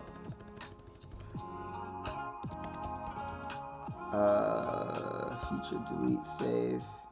Switch to branch feature delete save. Just verify that that's true. Okay, we are locally on feature delete save. Okay.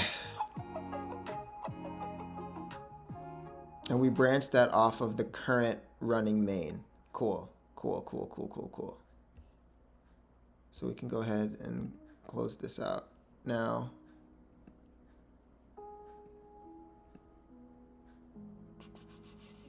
Current issue is, remember, we need to locate So here's, okay, let's go in order here. Here's something I want to test. If we remove line, if we comment out line,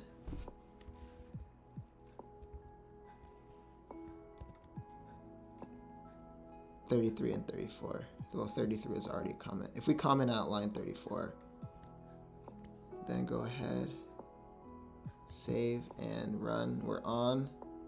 This is where we are. Can you? Yeah, you can't really branch when you're in the local. When you're in the source control in the in-game maker, in the game engine. But if you comment that out and just leave the line of code on line 63 that gets the save data for whether or not you're a boy, girl, or they, let's go ahead and test that out.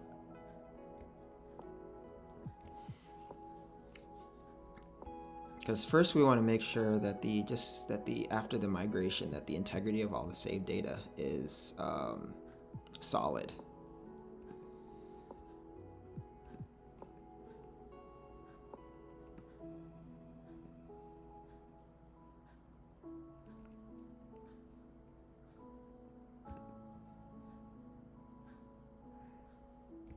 Okay, we did a clean build. So we have 3 more things that I want to demonstrate. While this is building, there are 3 more things that I want to incorporate that are a bit advanced, but I want to be the basis for the engineering of Curol. 1, unit testing. 2, UML and writing functional and non-functional requirements. We did that at the beginning of the project, but life got crazy and we weren't able to keep up with it, but we're doing that again. And then 3, I want to implement what's called, pretty sure I said unit testing at the beginning, but 4 things actually. I want to implement object-oriented programming, and then 4 is what's called solid principles. Solid principles are not a programming paradigm. It's a programming, how would I describe it? It's a way of programming that works, that is really good for applications at large scales. And I don't have to, whoa, strange. I don't know why that happened. Let's just reopen it. Random crashes, they happen.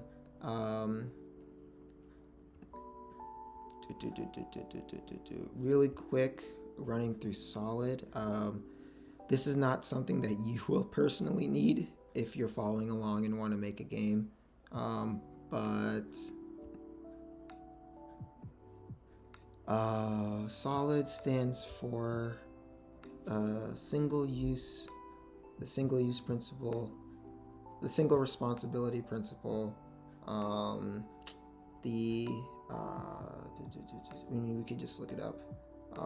Then there's single responsibility principle, open close principle, Liskov substitution principle, interface segregation principle, and then dependency inversion principle.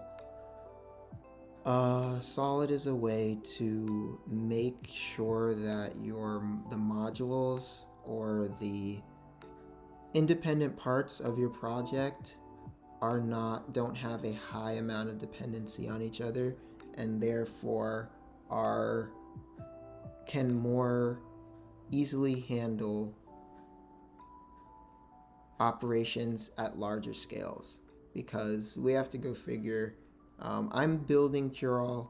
I started building Curol as a personal passion project, but I intend for the game to have a lot of players.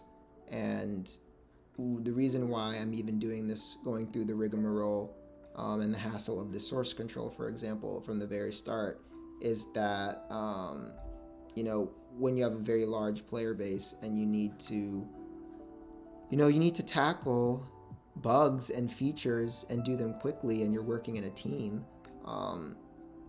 not having version control is going to hurt. and then in addition having code that isn't clean and understandable is going to hurt. Not writing in these like modular functions is going to hurt. And then I personally feel like not implementing solid principles is going to hurt. But you know, that's intuition. We'll see if it's true or not. But yeah, when we get back to coding, I will explain what all of these mean. My code right now does not follow solid principles, but I want it to.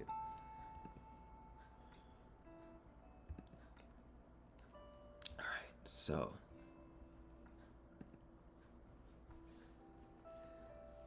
all right, we're trying to do a clean build here.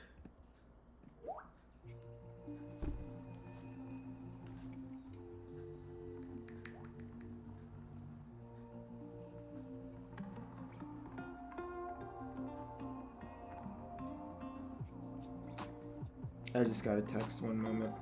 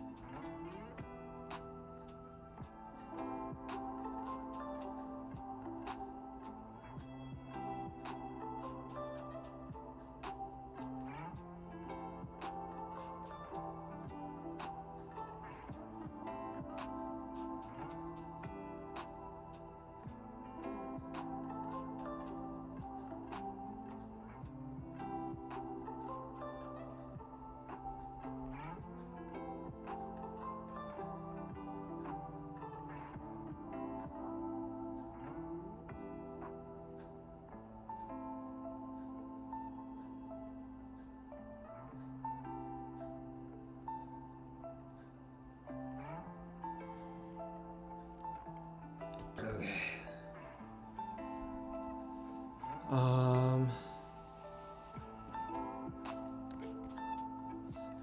Clean build.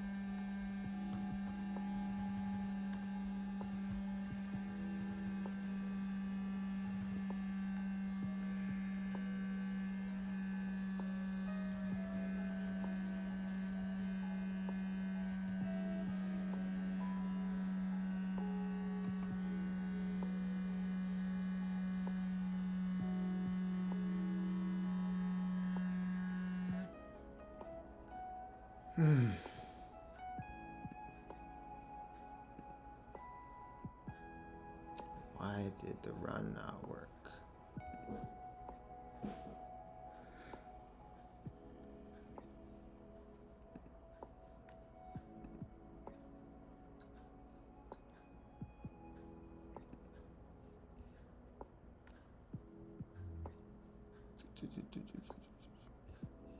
Streamlabs still going?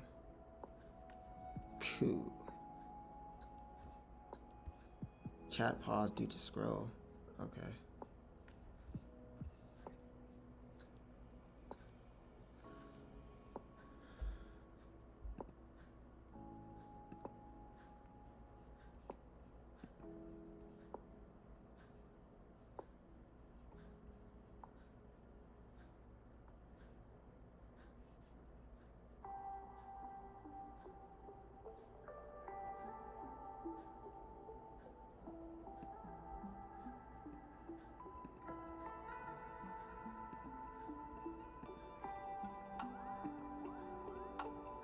Can close these now.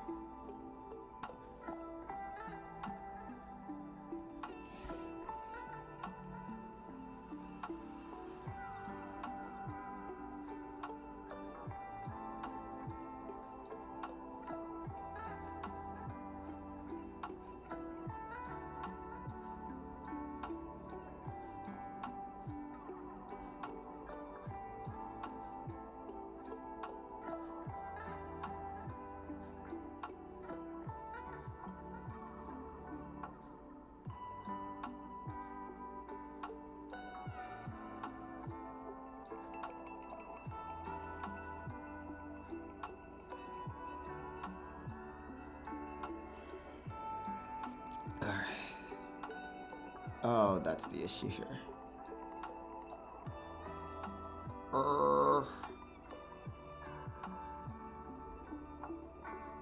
Alright, so just ran out of space. So it's fine. Go ahead. Just now that I know that these streams, once I select the option to archive my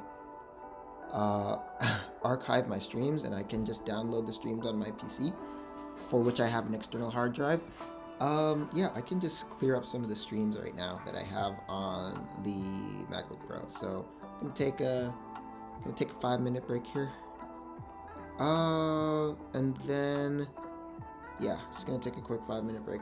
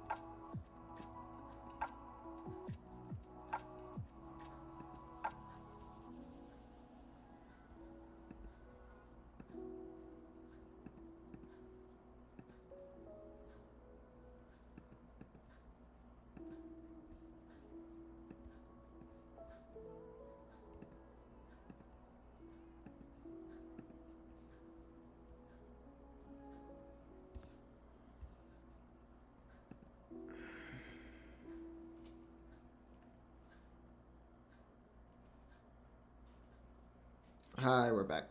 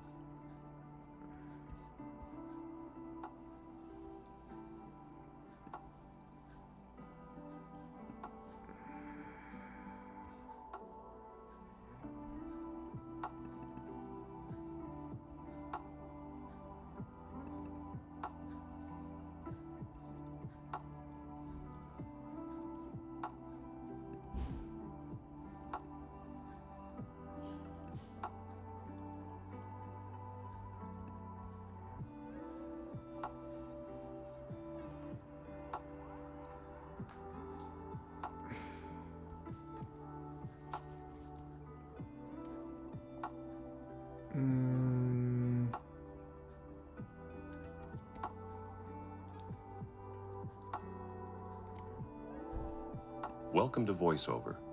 VoiceOver speaks descriptions of items on the screen and can be used to control the computer using only your keyboard. If you already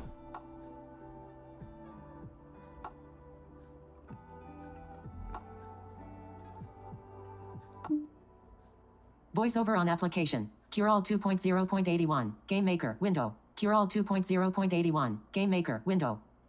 You are currently on a window. Well, that doesn't really help me. I'm just gonna disable this. VoiceOver off.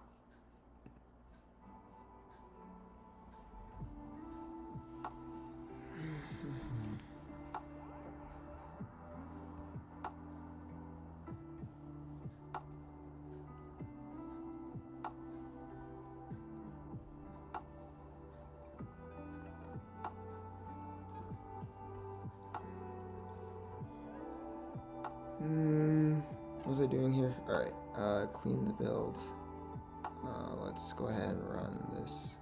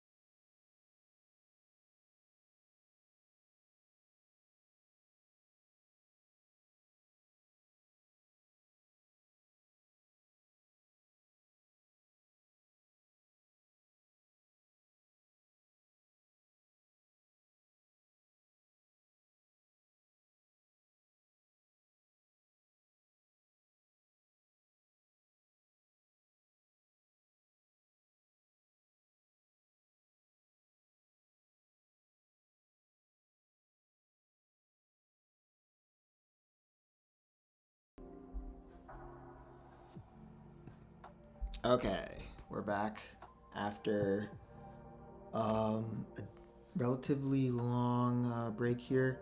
I'm gonna be streaming for another 30 minutes, and then I'm gonna go ahead and postpone my Pokemon battling stream to 12:30 today. Actually, let me double check on something before I verify that.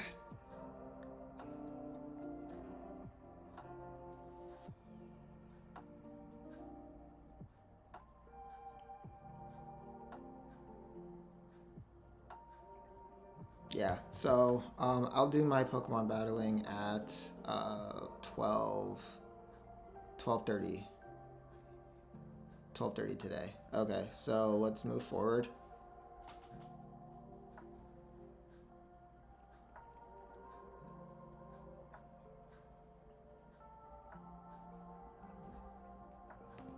Alright, the feature we're working on right now is to delete the save file if you want to make room for other save files. So first we need to make sure that the save files are populating at all.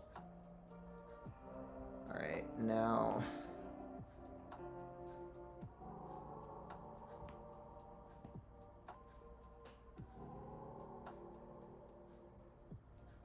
to do that, we need to figure out where the JSON file is.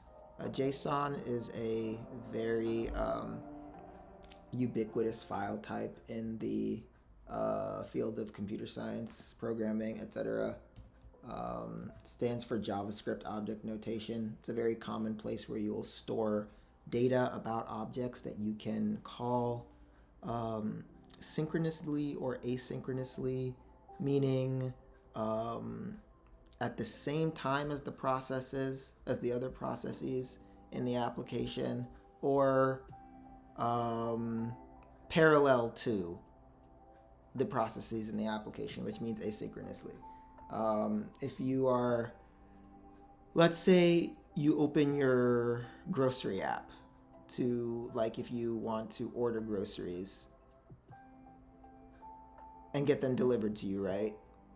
When you display a list of groceries, it's most likely that the code within your application is making a call to an API that uses a JSON file that has a list of all of the groceries in the inventory for that store, for that location.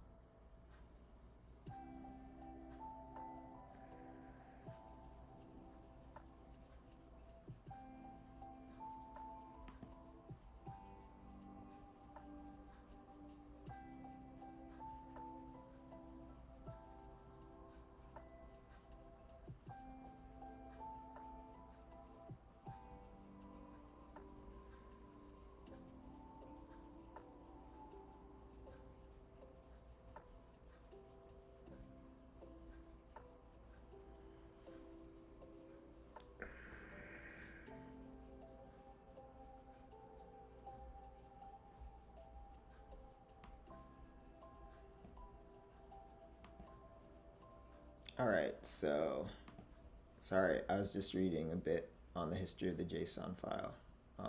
Moving forward,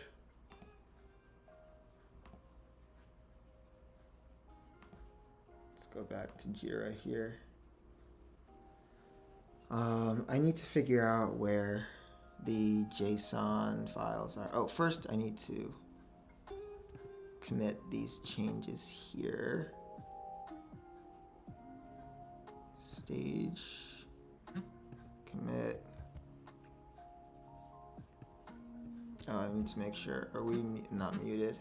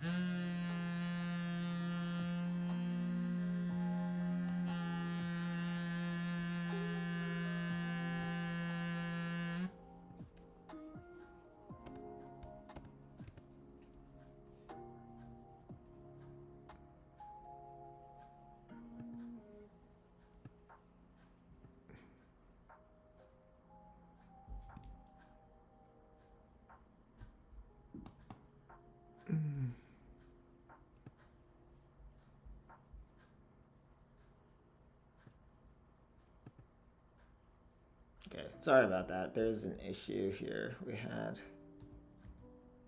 with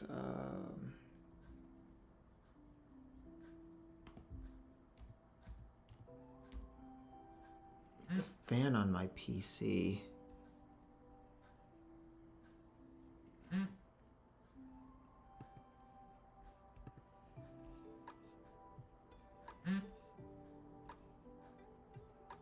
Alright, so now we just need to figure out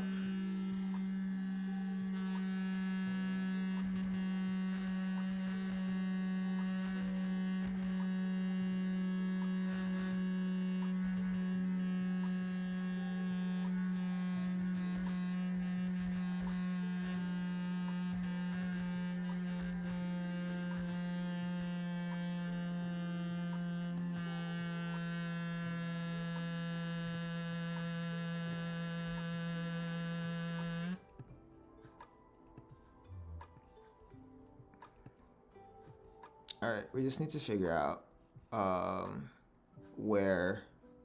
Did we commit that? Yes, we did. To figure out where we need to figure out the file path for this JSON file.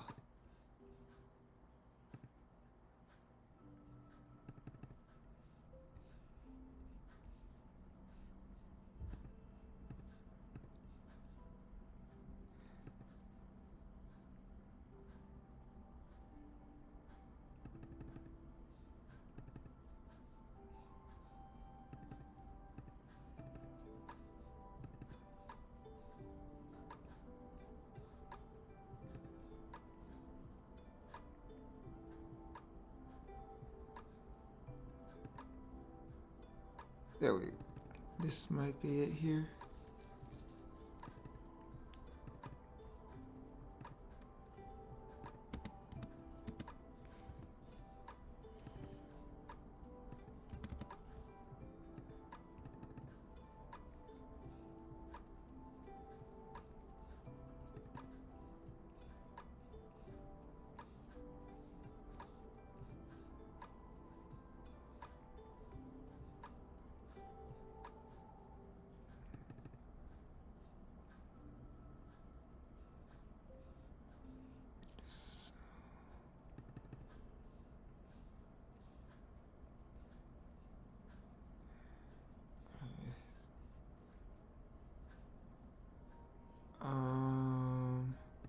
Clean this up, clean this up.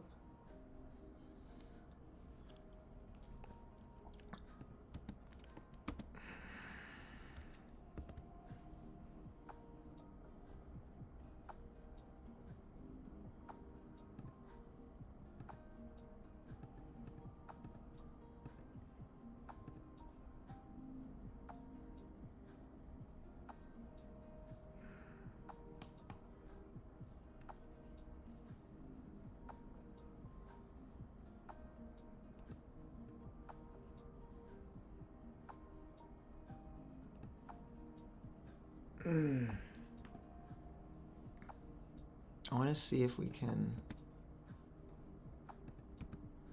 figure this out.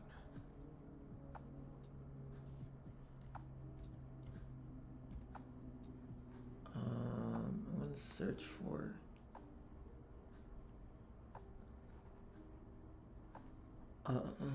Oh, it's avocado day. Enjoy your guac. I want to figure out where my JSON saved to.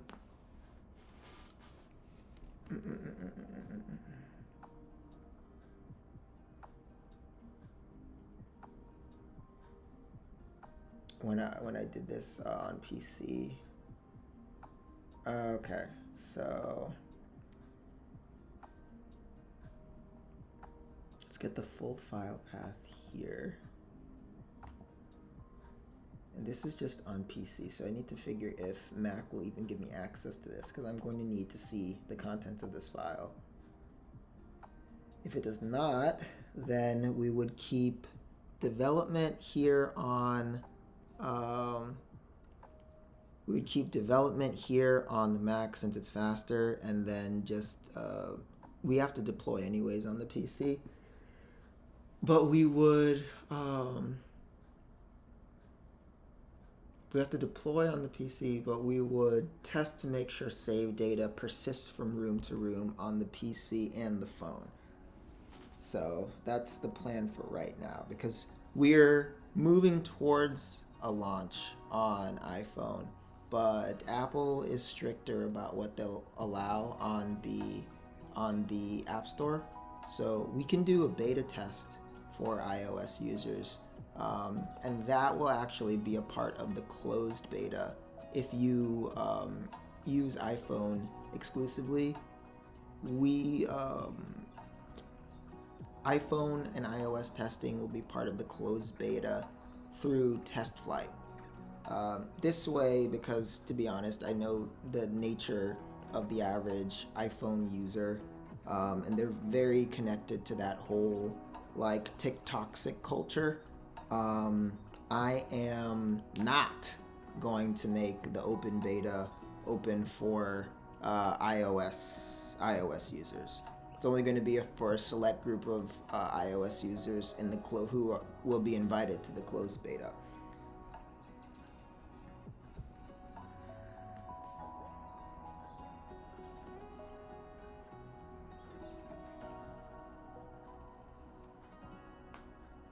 This also protects the community, because I don't want, there are two things I don't want. I don't want to open a space where that kind of person is free to run amok in the community. And I also don't want the people in the community to deal with how I will inevitably handle the situation.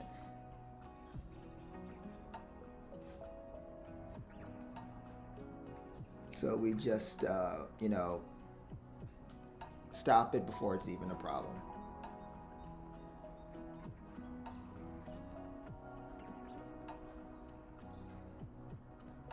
Okay, so open the file location. So this is the full file path on PC. Let's get the full file path on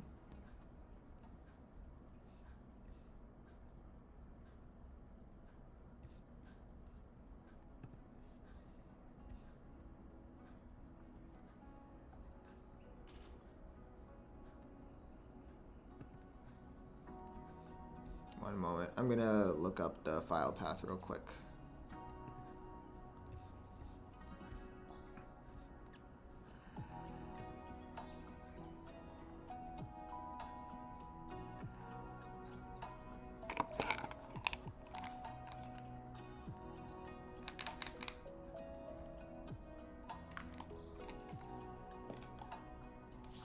Another good thing about keeping the iOS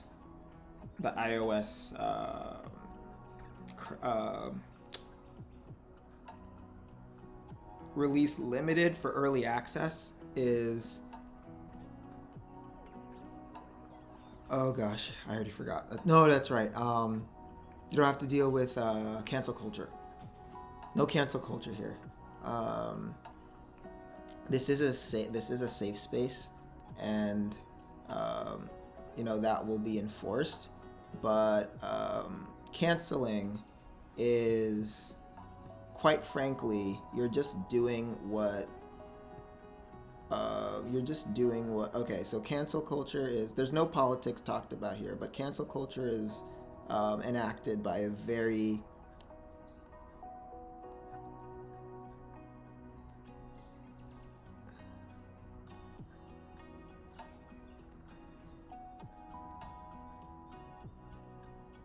predictable set of people with predictable set of beliefs. When people engage in cancel culture, in my observation, they're acting just like the people they're speaking out against. So because I don't want to deal with any of that, having a limited pool of iOS users for the early access / closed beta is beneficial because we don't have to deal with cancel culture. This is a safe space and the policies of the community will be enforced, but not to that ridiculous degree. I have no patience. All right, so without speaking about politics because this year is so chaotic, feel free to speak freely here. Abiding by the policies.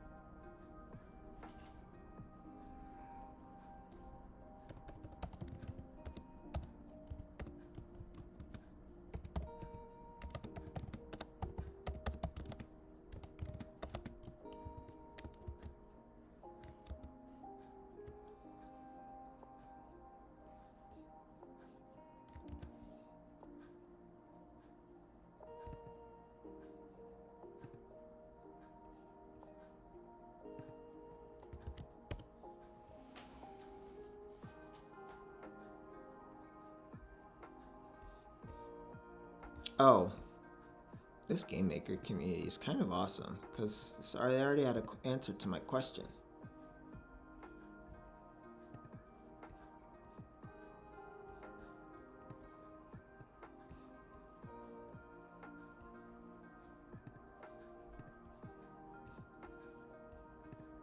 Oh, and since I mentioned the policies kind of vaguely but didn't really go over them in any detail, I'm gonna outline them in like a file or something that people can reference if they want to understand what the rules of this space, is. Because right now, I'm talking about policies, but what are the policies? So I don't want to leave you hanging there. I'll actually have that prepared for tomorrow's stream.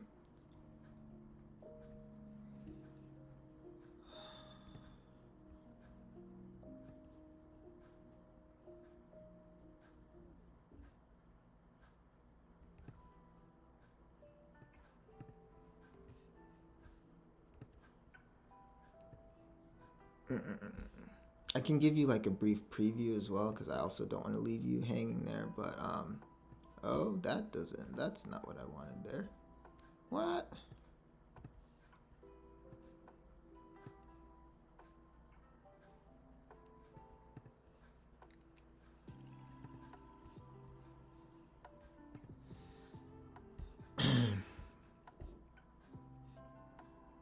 Okay, music, development and calendar, game maker, and Streamlabs. All right, and audio. Cool.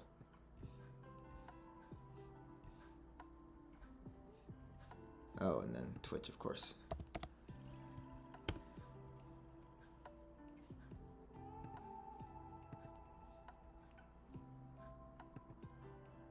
Testing.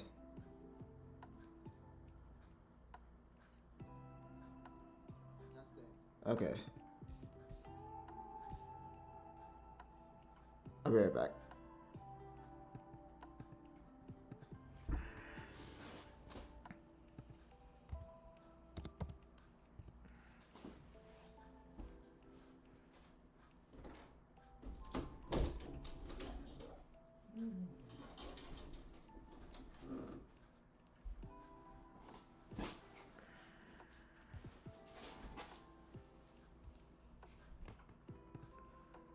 All right, so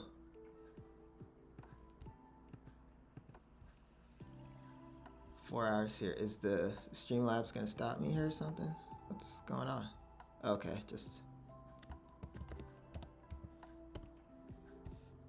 okay.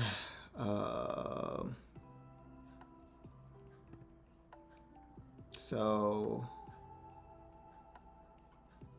it hurts me to see that people have to feel like they have to apologize for like existing and asking a question. Like, it's fine if you ask a question with an obvious answer. Let's see. I'm new on working on a Mac too.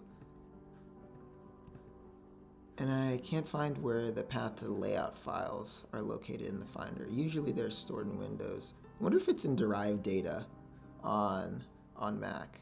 Yeah, because the exact location for the JSON is users, my profile, insert whatever your name would be here, app data local, and then the game maker file. So yeah, app data roaming, user layouts. Okay, cool. So on Mac OS, it's located in config Game Maker Studio 2. So let's go ahead and search that in Finder. I think is it Command Q for Finder? No.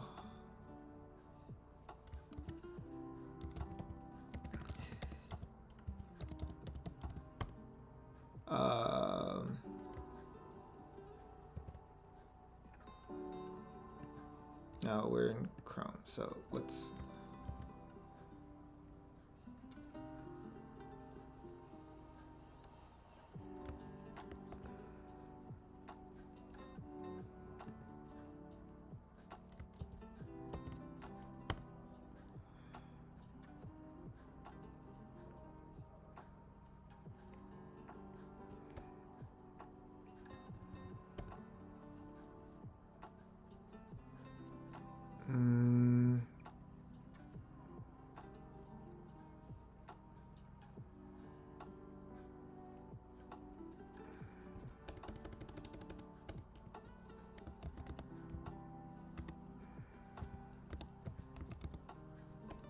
I know a better way to tackle this. Command A, Command V.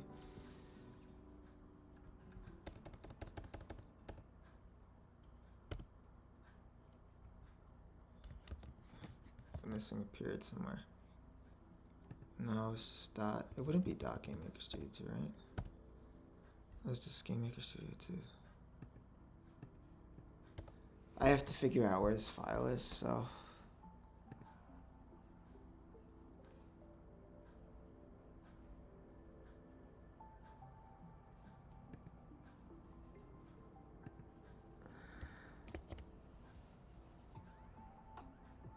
Wait a minute. If I think it's Go that I need to.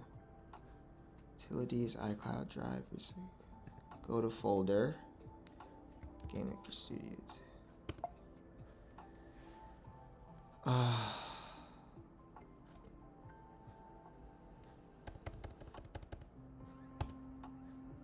Oh, okay, so Mac. There we go. Okay, I believe. So then we just go copy that, go there. That's the Yo-Yo Runner. So let's start from the beginning here. We're gonna go to folder.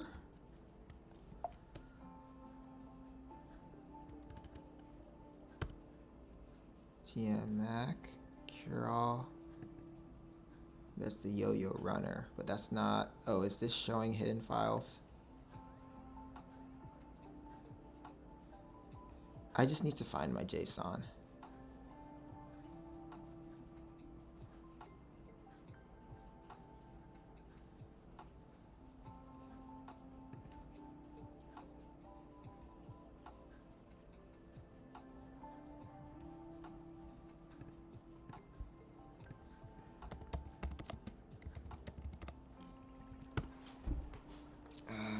Command Shift period to view hidden folders.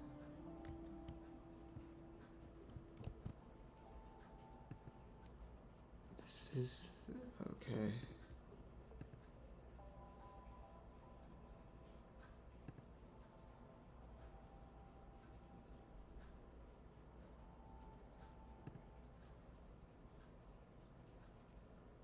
Okay, Game Maker Studio 2.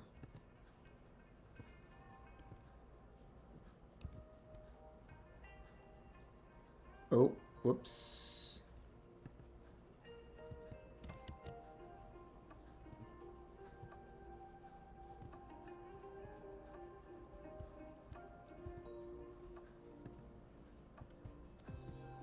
There we go.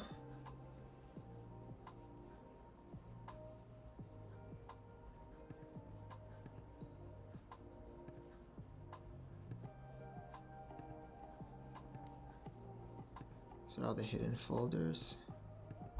It's just the yo-yo runner. It's not where I want to go.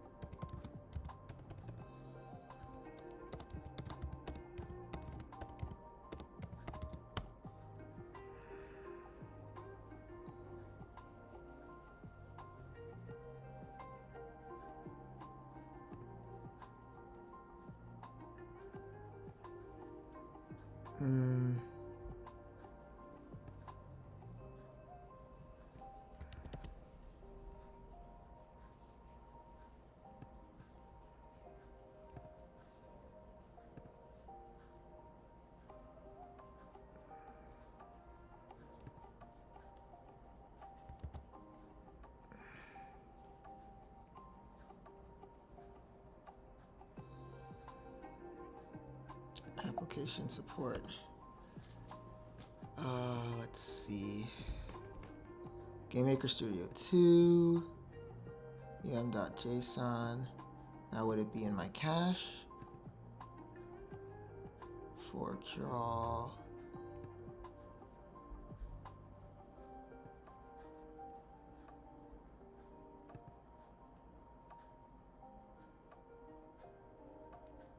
So I see some Curall 2.81 shaders, audio, shader, sprite, texture. No, I'm not looking for textures. But here's some JSON files.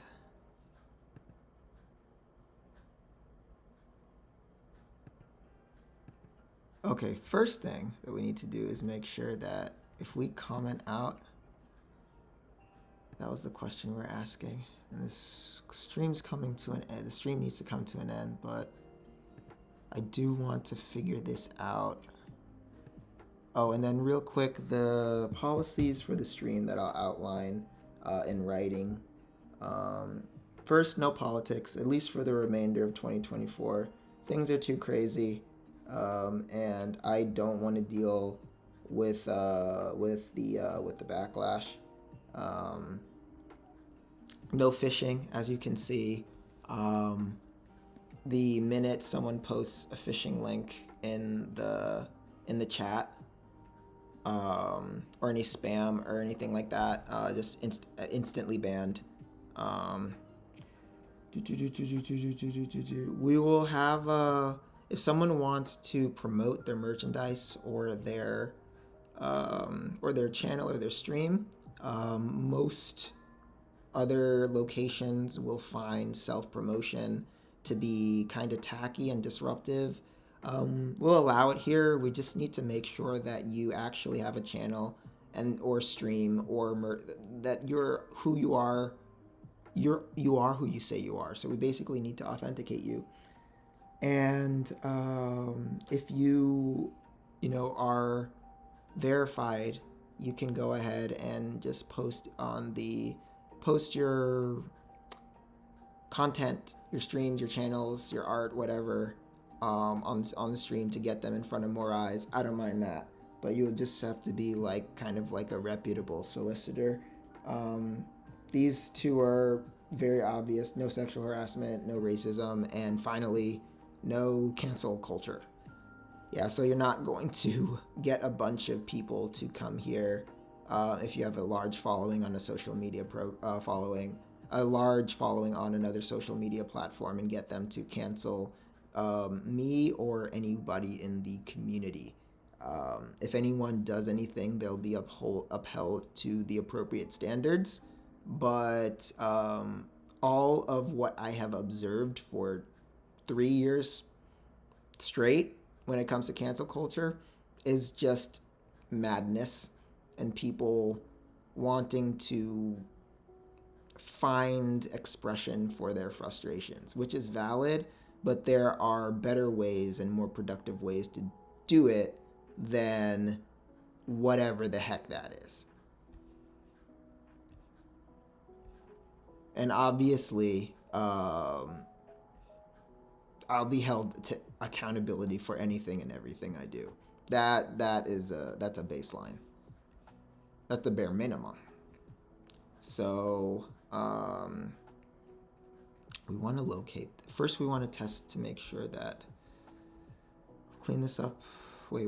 So cutscenes. Gender system. No. First, we just want to run the game.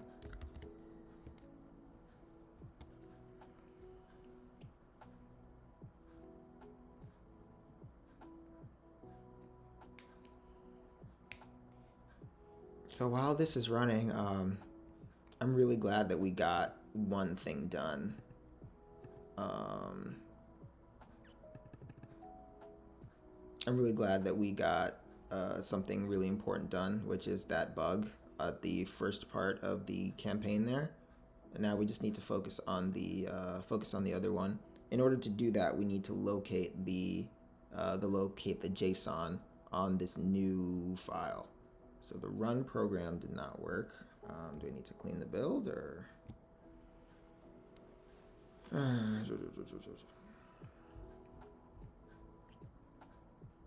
Credentials. Success.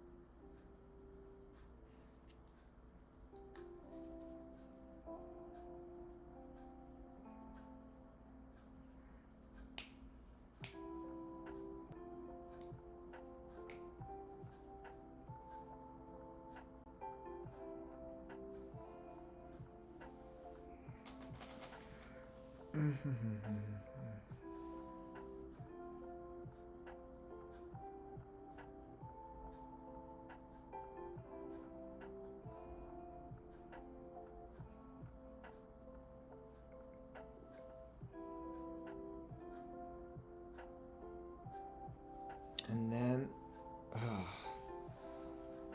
now that we've gotten the scaffolding for the programming, the code, and version control out of the way, I just need to go over object-oriented programming, solid, unit testing. Then that will be more or less automated. Oh, this is ready. All right, awesome. Oh, it's because I ran out of memory. Whatever. All right, so just want to run this real quick.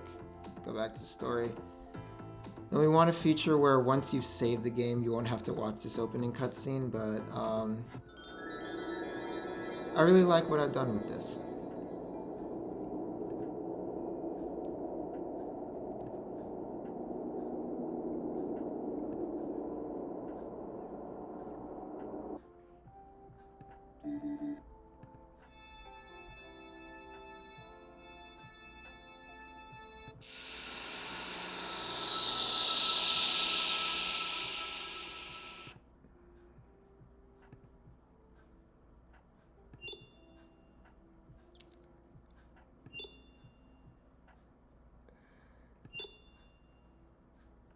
Alright, so I just want to demonstrate. I wanted to demonstrate that things are working for the things are working if you select a girl.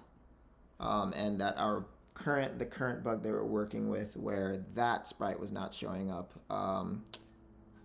is fixed. And also, we wanted to verify that, so let's just click search for the save one. Did we comment this out? Yes. So if we comment this out, we know then that, yay, another W. We know that the game is picking up the data about whether or not you're a boy, girl, or a they, and picking up that data and storing that data to the JSON file, because it's loading from the save stat data. It's loading from the save stat data global variable, which means for now, based on my current understanding, your gender in cure-all persists from room to room. Success. Yes. All right, awesome. So let's go ahead and just commit those changes.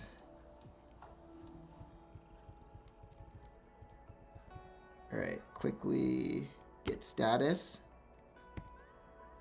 Yep, we changed this. Should just objects. Yeah, get status. Oh wait, no, I wanna. So we can just.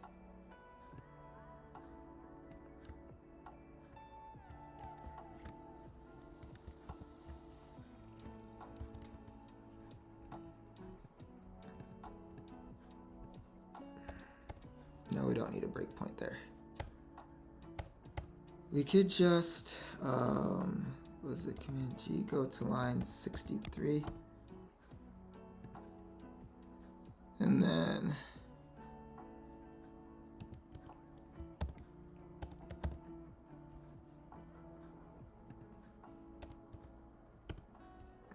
if this is bothering anyone, we can just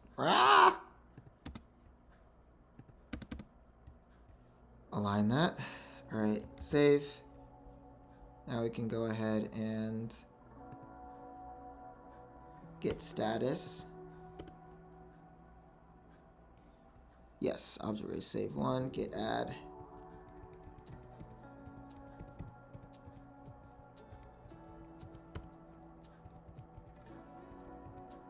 Get commit.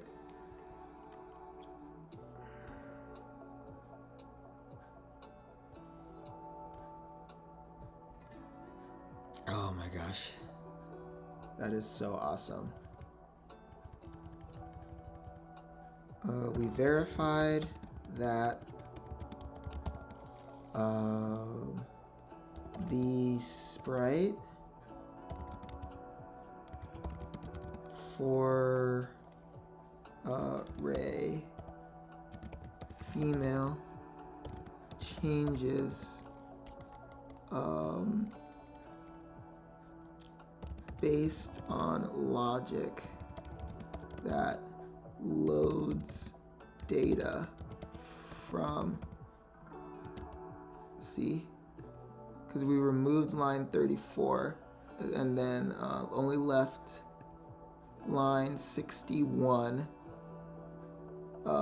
if the save stat data, and we're getting the gender data from the struct, is equal to the girl sprite, and you see the art asset saved here, then is equal to female, then set the sprite to the girl sprite we see here. So from a save. All right, and then we're gonna need that to commit in the game engine. So Control C, commit, add the commit message. Check the branch we're on. Yep, we're on the delete save branch. Go ahead and did the commit.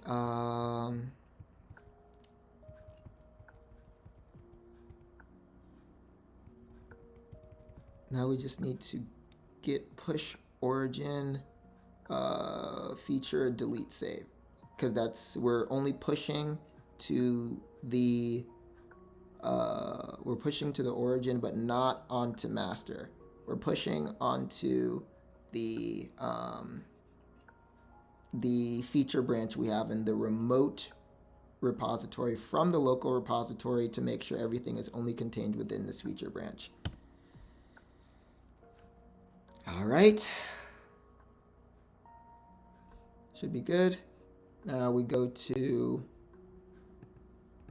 GitHub once more.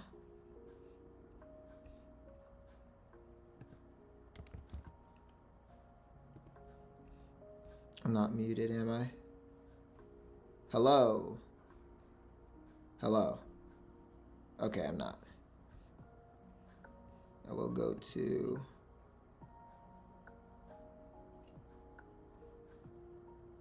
feature delete save, that's right, and then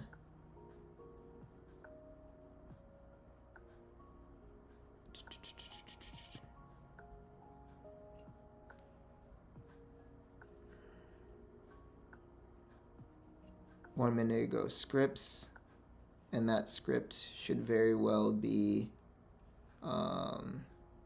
no, scripts and objects, but no, right, because we just modified some code in the scripts to meet the convention. But 2 minutes ago, most recent objects, and then we go to save one, click the step event, I believe. Yes, so the logic for female gender. If you're a girl, you're not a boy, and you're not a they. And then we only have that changed. We only have the sprite changing in the online 61. So that is awesome. That's awesome. So we're going to close out the stream right now because I have something to go and do. I'll be streaming at 12:30 today. I'll be streaming at 12:30 today, more Pokemon sparring through Pokemon Showdown. And then after that, I'll actually come back and do another 1 to 2 hour stream at 1500 Eastern. I think that sounds good because I want to locate this JSON. I also want to post the policies for everyone in the community to see today. Better to get it out of the way now than than postpone it. So thank you so much for tuning in. This has been the Empathy Software live stream development of the mobile game, 2D mobile game Cure All here on Twitch in collaboration with the United States Marine Corps Semper Fi. My name is Russell Campbell, and as always,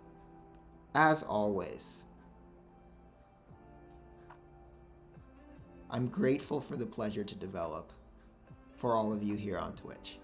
We'll see you at 12:30 Eastern for more Pokemon battles, and then again at 1500 Eastern for 1 to 2 more hours of development here on Cure All, and then tomorrow again at we're gonna do 600 Eastern or 6 a.m. Eastern in the morning. All right, take care. Stay blessed, stay healthy, and we'll see you at 12:30. All right. Thanks everyone for tuning in. Bye-bye.